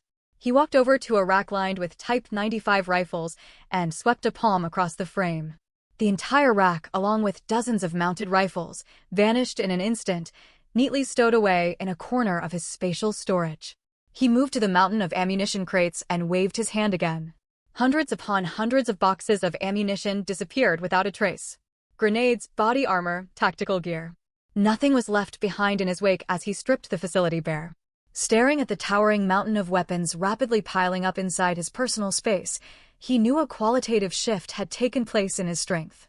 No longer merely a well-equipped hunter, he had transformed into a warlord wielding devastating firepower. From this moment onward, passive defense was no longer his only option. He now possessed the means to strike first and crush any foe that crossed his path.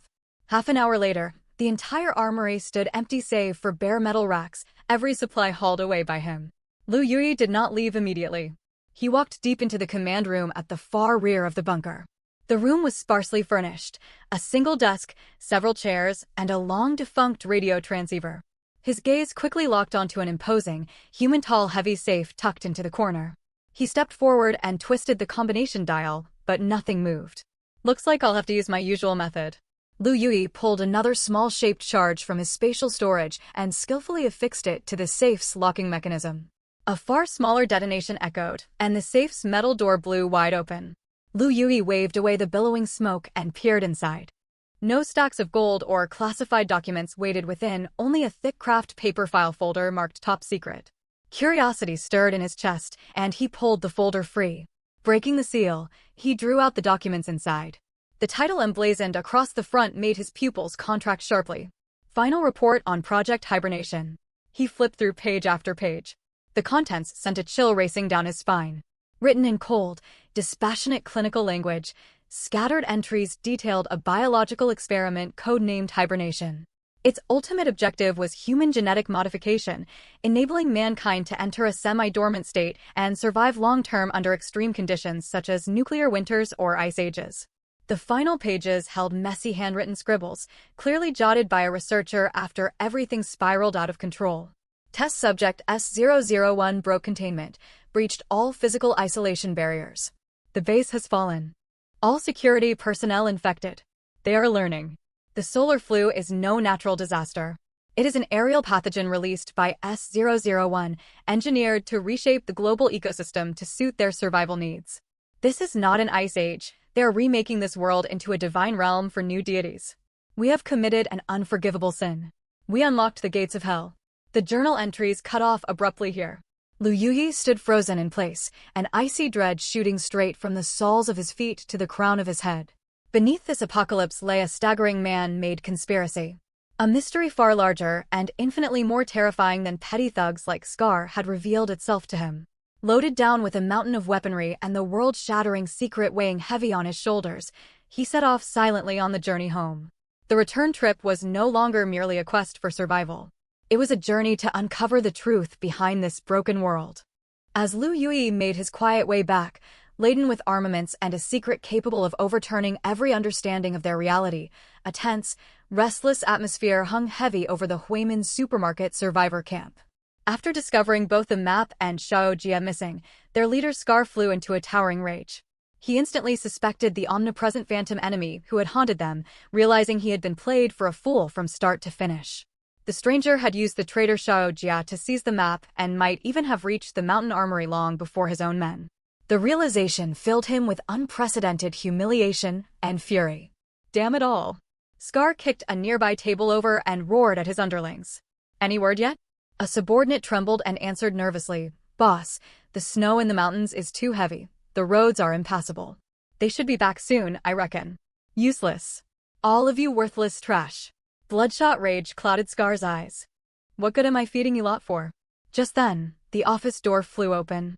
A lookout scrambled inside, tripping over his own feet. Boss, they're back. The exploration teams returned. Scar snapped to attention, grabbing the man by the collar. What's the situation? It doesn't look good. Scar shoved him aside and stormed out of the office. At the camp gate, the dozen elite scouts he had pinned all his hopes on trundled in one by one, dejected and coated in snow, several bearing fresh wounds. No joy of striking treasure marked their faces, only raw terror and crushing despair, as though they had barely escaped death. Scar's heart sank to his stomach at once. Speak. What the hell happened? He charged the team leader, seizing his collar and shouting in his face. The man shook violently, tears welling in his eyes. Boss, we were too late. What do you mean too late? Spit it out clearly. The armory. The armory's been completely cleaned out. The squad leader screamed in despair. When we got there, the main gate had been blown wide open. Inside, there wasn't even a single bullet left, not to mention guns. It's cleaner than if a dog had licked every corner. What? The news struck like a bolt of lightning out of a clear sky, freezing Scar and every survivor within earshot rigid where they stood. They'd braved untold hardships, even losing 2 men along the way, only to find the hope they'd chased reduced to an empty husk? Impossible. Scar's eyes blazed blood red in an instant.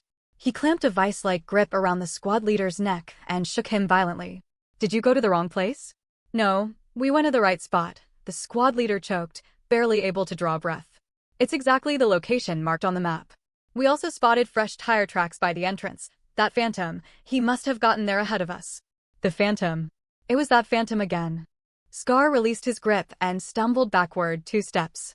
A towering, burning rage at having been made a fool of drowned out the last shred of rational thought in his mind. He whipped his head around, his beast-like eyes locking onto a trembling figure huddled in the corner of the crowd. How? It's you. Scar's voice came out hoarse and ferocious as he stalked toward Hao. It had to be you. You and that bitch colluded from the inside and betrayed us. Hao's soul nearly fled his body from terror. He dropped to his knees and kowtowed frantically against the ground. It wasn't me, boss. I'm innocent. I don't know anything. That bitch stole the map and ran off. This has nothing to do with me. Nothing to do with you? Scar let out a vicious snarl, grabbed Hao by his hair, and dragged him roughly to his feet. If it weren't for the 2 of you cursed omens, that phantom never would have set his sights on us. If it weren't for you too, my armory wouldn't be empty.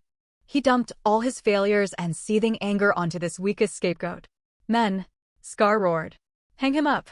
Several enforcers surged forward at once, dragging the still begging Hao to the flagpole in the center of the square and hoisting him off the ground with rope.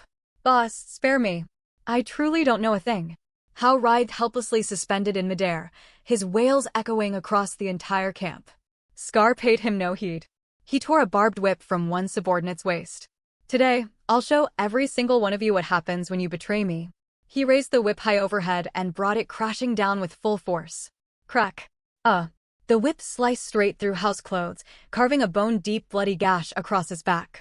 The shrill scream sent a shudder through every survivor watching. Scar did not stop. Like a rabid beast, he lashed out again and again, venting every ounce of his fury and resentment onto the pitiful man. It was not long before Hao teetered on the brink of death, barely drawing shallow gasps. All the survivors stood silent as mice, too terrified to even breathe loudly. Scar tossed the blood-soaked whip aside, panting heavily as he swept his gaze over the crowd. He knew the loss of the armory had shattered everyone's morale. If he took no decisive action, the camp would fall apart at the seams before long. Drawing a deep breath, he shouted at the top of his lungs for all to hear. Listen up, all of you. The armory's gone, that's a fact. But we know where that phantom bastard who stole our supplies lives. He's only one man. We've got more than 40 guns among us. Inside his turtle shell bunker lies everything we crave: endless food, unlimited heating fuel, medicine to keep us alive. Grab every weapon you've got this instant. At first light tomorrow, we move out. We'll crush that coward hiding from the world and take everything he owns. His words brimmed with fiery rhetoric, reigniting a spark of wild, desperate frenzy in the survivors' eyes. Hiding in the far corner of the crowd, Qinjing watched the whole scene coldly. She stared at Scar's maniacally twisted face and the greedy glint burning in the survivors' eyes, knowing a full-scale siege of Liu Yue's bunker was now inevitable. She slipped away to an unnoticed shadow, pulled out her encrypted communicator, and sent a short, urgent message. Scar has lost his mind. The armory raid failed. He's taking his rage out on Hao and rallying everyone to launch a full assault on your bunker. Estimated arrival tomorrow morning. Be careful. Liu Yue's apocalypse vehicle had barely pulled into the garage, the heavy alloy gate not yet fully closed, when the encrypted communicator on his person buzzed frantically. It was a highest priority alert from Qinjing. He opened the device and read the brief, urgent message, his face showing not the slightest surprise, only icy calm. So they've finally come. He muttered quietly, a faint, subtle smirk tugging at the corner of his mouth. Far from feeling fear, he even harbored a flicker of anticipation. The bunker he'd poured endless effort into building, paired with the new toys he'd hauled back from the armory, needed a real battle to prove their worth. Scar, you'd better not disappoint me. He did not pause to rest for even a moment, immediately launching the final pre-war preparations. He headed to the monitoring room and activated every surveillance camera surrounding the villa, opening a celestial eye overlooking the entire perimeter. Next, he retrieved 6 heavy metal crates from his spatial storage. When he pried the lids open, 6 menacing remote weapon stations lay inside, each assembled from automatic sensors, firearms, and ammo crates. These were ultimate killing machines he'd refitted overnight, combining weapons salvaged from the armory with electronic components he'd stockpiled long before the apocalypse. Donning his thermostatic combat suit, he braved the wind and snow to quietly install the 6 remote weapon stations at 6 critical blind spots along the inner and outer courtyard walls. Once the work was done, he returned to the bunker and seated himself at the central control console. Monitoring feeds from all 6 weapon stations lit up simultaneously on the screens. Through the central system, he commanded omnidirectional crossfire across the entire battlefield from a god's eye view. At this moment, his bunker had truly transformed into a fully armed, tooth-and-nail war machine. He waited placidly for his prey to arrive. The following dawn. Huimin's supermarket survivor camp. Scar gathered every able-bodied fighter in the camp, nearly 40 men. They clutched an eclectic array of weapons, hunting rifles collected before the apocalypse, crude spears sharpened from steel pipes, and more. Every face bore a tangled mix of greed, terror, and wild madness. Brothers. Scar stood atop a broken truck to deliver his final pre-battle rallying speech. I know fear gnaws at you, but think about what's waiting inside that turtle shell. Endless grain, unlimited liquor, warm beds, clean women. Storm that bunker, and all of it will be ours. That bastard's alone. There's over 40 of us. We could drown him just spitting at him. Now get your heads in the game. Scar drew his pistol, fired a shot into the air, and roared. Move out. The 40-odd survivors let loose bestial howls, surging forth as a massive mob toward Liu Yue's bunker. An hour later, the ragtag army reached their destination. They stared at the villa, unnervingly quiet amid the frozen wasteland with warm lights glowing inside, greedy hunger blazing in every pair of eyes. This is the place, boss, a subordinate said excitedly to Scar. Damn, this bastard's living like royalty. Scar spat on the snow, jealousy and vicious malice hardening his gaze. Pass my order. The truck drivers floor the gas and ram that flimsy gate straight down. The rest of you, get ready to climb the walls. First man inside gets 10 cans of food as a reward. Roar. The survivors' bloodlust ignited instantly. The beat-up truck repurposed as a battering ram let out a raspy engine roar, belching black smoke as it careened full speed toward the villa's alloy gate. Yet split seconds before impact. Zap. A blinding bolt of vivid blue electricity erupted from the high-voltage power grid lining the wall's top. The truck's entire front cab was instantly engulfed by tens of thousands of volts of electricity. The tires reeked of burning rubber, and the whole engine block glowed red-hot in an instant. The driver trapped in the cab did not even have time to scream. The powerful current reduced him to a charred corpse on the spot. The truck stalled dead short as if slamming into an invisible barrier, halted right before the gate. Every survivor froze, horrified by the nightmarish sight. It's an electric fence, someone shrieked in terror. Quit cowering. Scar snapped back to his senses and roared. Pile corpses and timber to drain its power. The rest of you, build ladders and climb over. But what awaited them was a second massacre. The moment several survivors propped up makeshift wooden ladders to scale the walls. Rat-a-tat-tat-tat. The built-in automatic nail gun turrets and Liu Yue's newly installed remote weapon stations opened fire in unison. A dense crossfire of steel nails and bullets swept outward like the Grim Reaper's scythe, turning the area outside the walls into a no-man's land where no life could survive. The men mid-climb on the ladders were riddled with holes instantly, screaming as they tumbled back down into the snow. Wave after wave of charging survivors collapsed in pools of blood. For the besiegers, this assault was pure hell. For Liu Yue, it was nothing more than a one-sided slaughter he oversaw from the monitoring room with only a few taps of his fingers. Boss, we can't break through. Their firepower's too heavy. A survivor scrambled over to Scar, trembling with fright. Useless trash. Scar kicked him aside, his eyes bloodshot. Watching his men dwindle away before his eyes, his rage and despair hit a fever pitch. Keep charging. Use human bodies as cover. I refuse to believe his ammo's endless, he shrieked maniacally. Driven by Scar's threats, the survivors had no choice but to press forward in suicidal rushes, hiding behind the corpses of their fallen comrades. After suffering catastrophic losses of nearly half their number, their human wave tactics finally exhausted the automatic emplacement's ammo, breaching the outer courtyard walls. They thought victory was within reach, cheering wildly as they trampled over the bodies of their fallen kin and prepared to storm the main villa building. Without a sound, the massive firing port built into the second-floor study, facing directly onto the courtyard, slid open slowly. A menacing heavy machine gun with a thick barrel reeking of death was steadily pushed out from the shadows. Its cold maw, gaping like an abyss, locked onto the cheering survivors down below.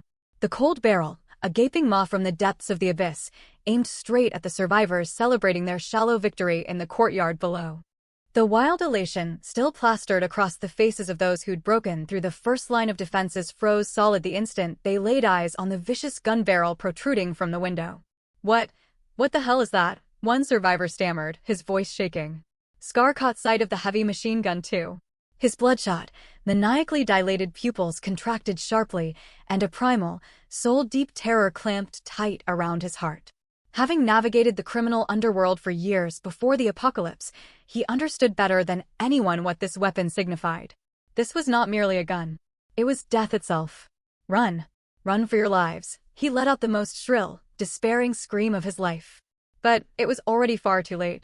Liu Yue sat before the central control console, staring coldly through the scope at the panicking crowd scattering like headless flies down below. His finger gently pressed the firing switch. Rat-a-tat-tat-tat-tat. Tongues of flame erupted from the heavy machine gun like an enraged dragon awakened from hell. A relentless torrent of bullets carrying devastating kinetic energy tore through the air, rending the bodies of every survivor trapped in the courtyard without mercy. Blood and flesh sprayed everywhere. Screams, the crunch of splintering bone, the wet thud of bullets piercing flesh, and the deep, rhythmic roar of the machine gun wove together to form the cruelest, bloodiest symphony of death imaginable. Their so-called cover, abandoned vehicles and collapsed walls, crumbled like flimsy paper before this steel deluge, torn to shreds in an instant. Crushed by overwhelming firepower, the survivors completely lost their wits. They wailed and shrieked, scrambling desperately to flee the courtyard that had turned into a meat grinder. Yet where could they possibly run? This siege was hell for them. For Liu Yue, it was nothing more than an execution whose outcome had long been sealed. The gunfire fell silent after mere dozens of seconds. Not a single person remained standing in the courtyard. Limbs, mangled organs, and scalding blood stained the pure white snow a ghastly, dark crimson. A thick, nauseating metallic stench of blood billowed into the frigid air. By sheer luck, Scar had taken cover behind a truck wreckage and escaped being blown to bits in the initial volley, though a stray bullet had torn through his leg, leaving him bleeding profusely. Staring at the living hell laid out before him, at the more than 40 men he'd led reduced to piles of mangled flesh in the blink of an eye, his mind shattered completely. At that moment, static crackled over the bunker's external public address system. Then that devilishly cold, emotionless voice boomed across the entire battlefield. A worthless leader drags all his followers to ruin. Kill Scar, and you may live. The man named How must die. Those words acted like a fatal spell, the final straw that broke the last thread of resolve holding the surviving men together. Several gravely wounded survivors clinging to life on the ground ignited with a ravenous urge to survive the second they heard, "You may live." As one, they fixed hate-filled gazes on Scar, the man responsible for dragging every last one of them to their doom. "It's you, Scar. You brought this ruin down on us." A survivor with a shattered leg dragged himself over, snatched a pistol off the snow, and aimed it straight at Scar. "That's right. Kill him. We'll survive if he's dead." Driven to desperation by the fight for survival, the men turned their guns and blades against the leader they had once sworn to obey unto death. The camp fractured apart from within, irreparably. "No, don't."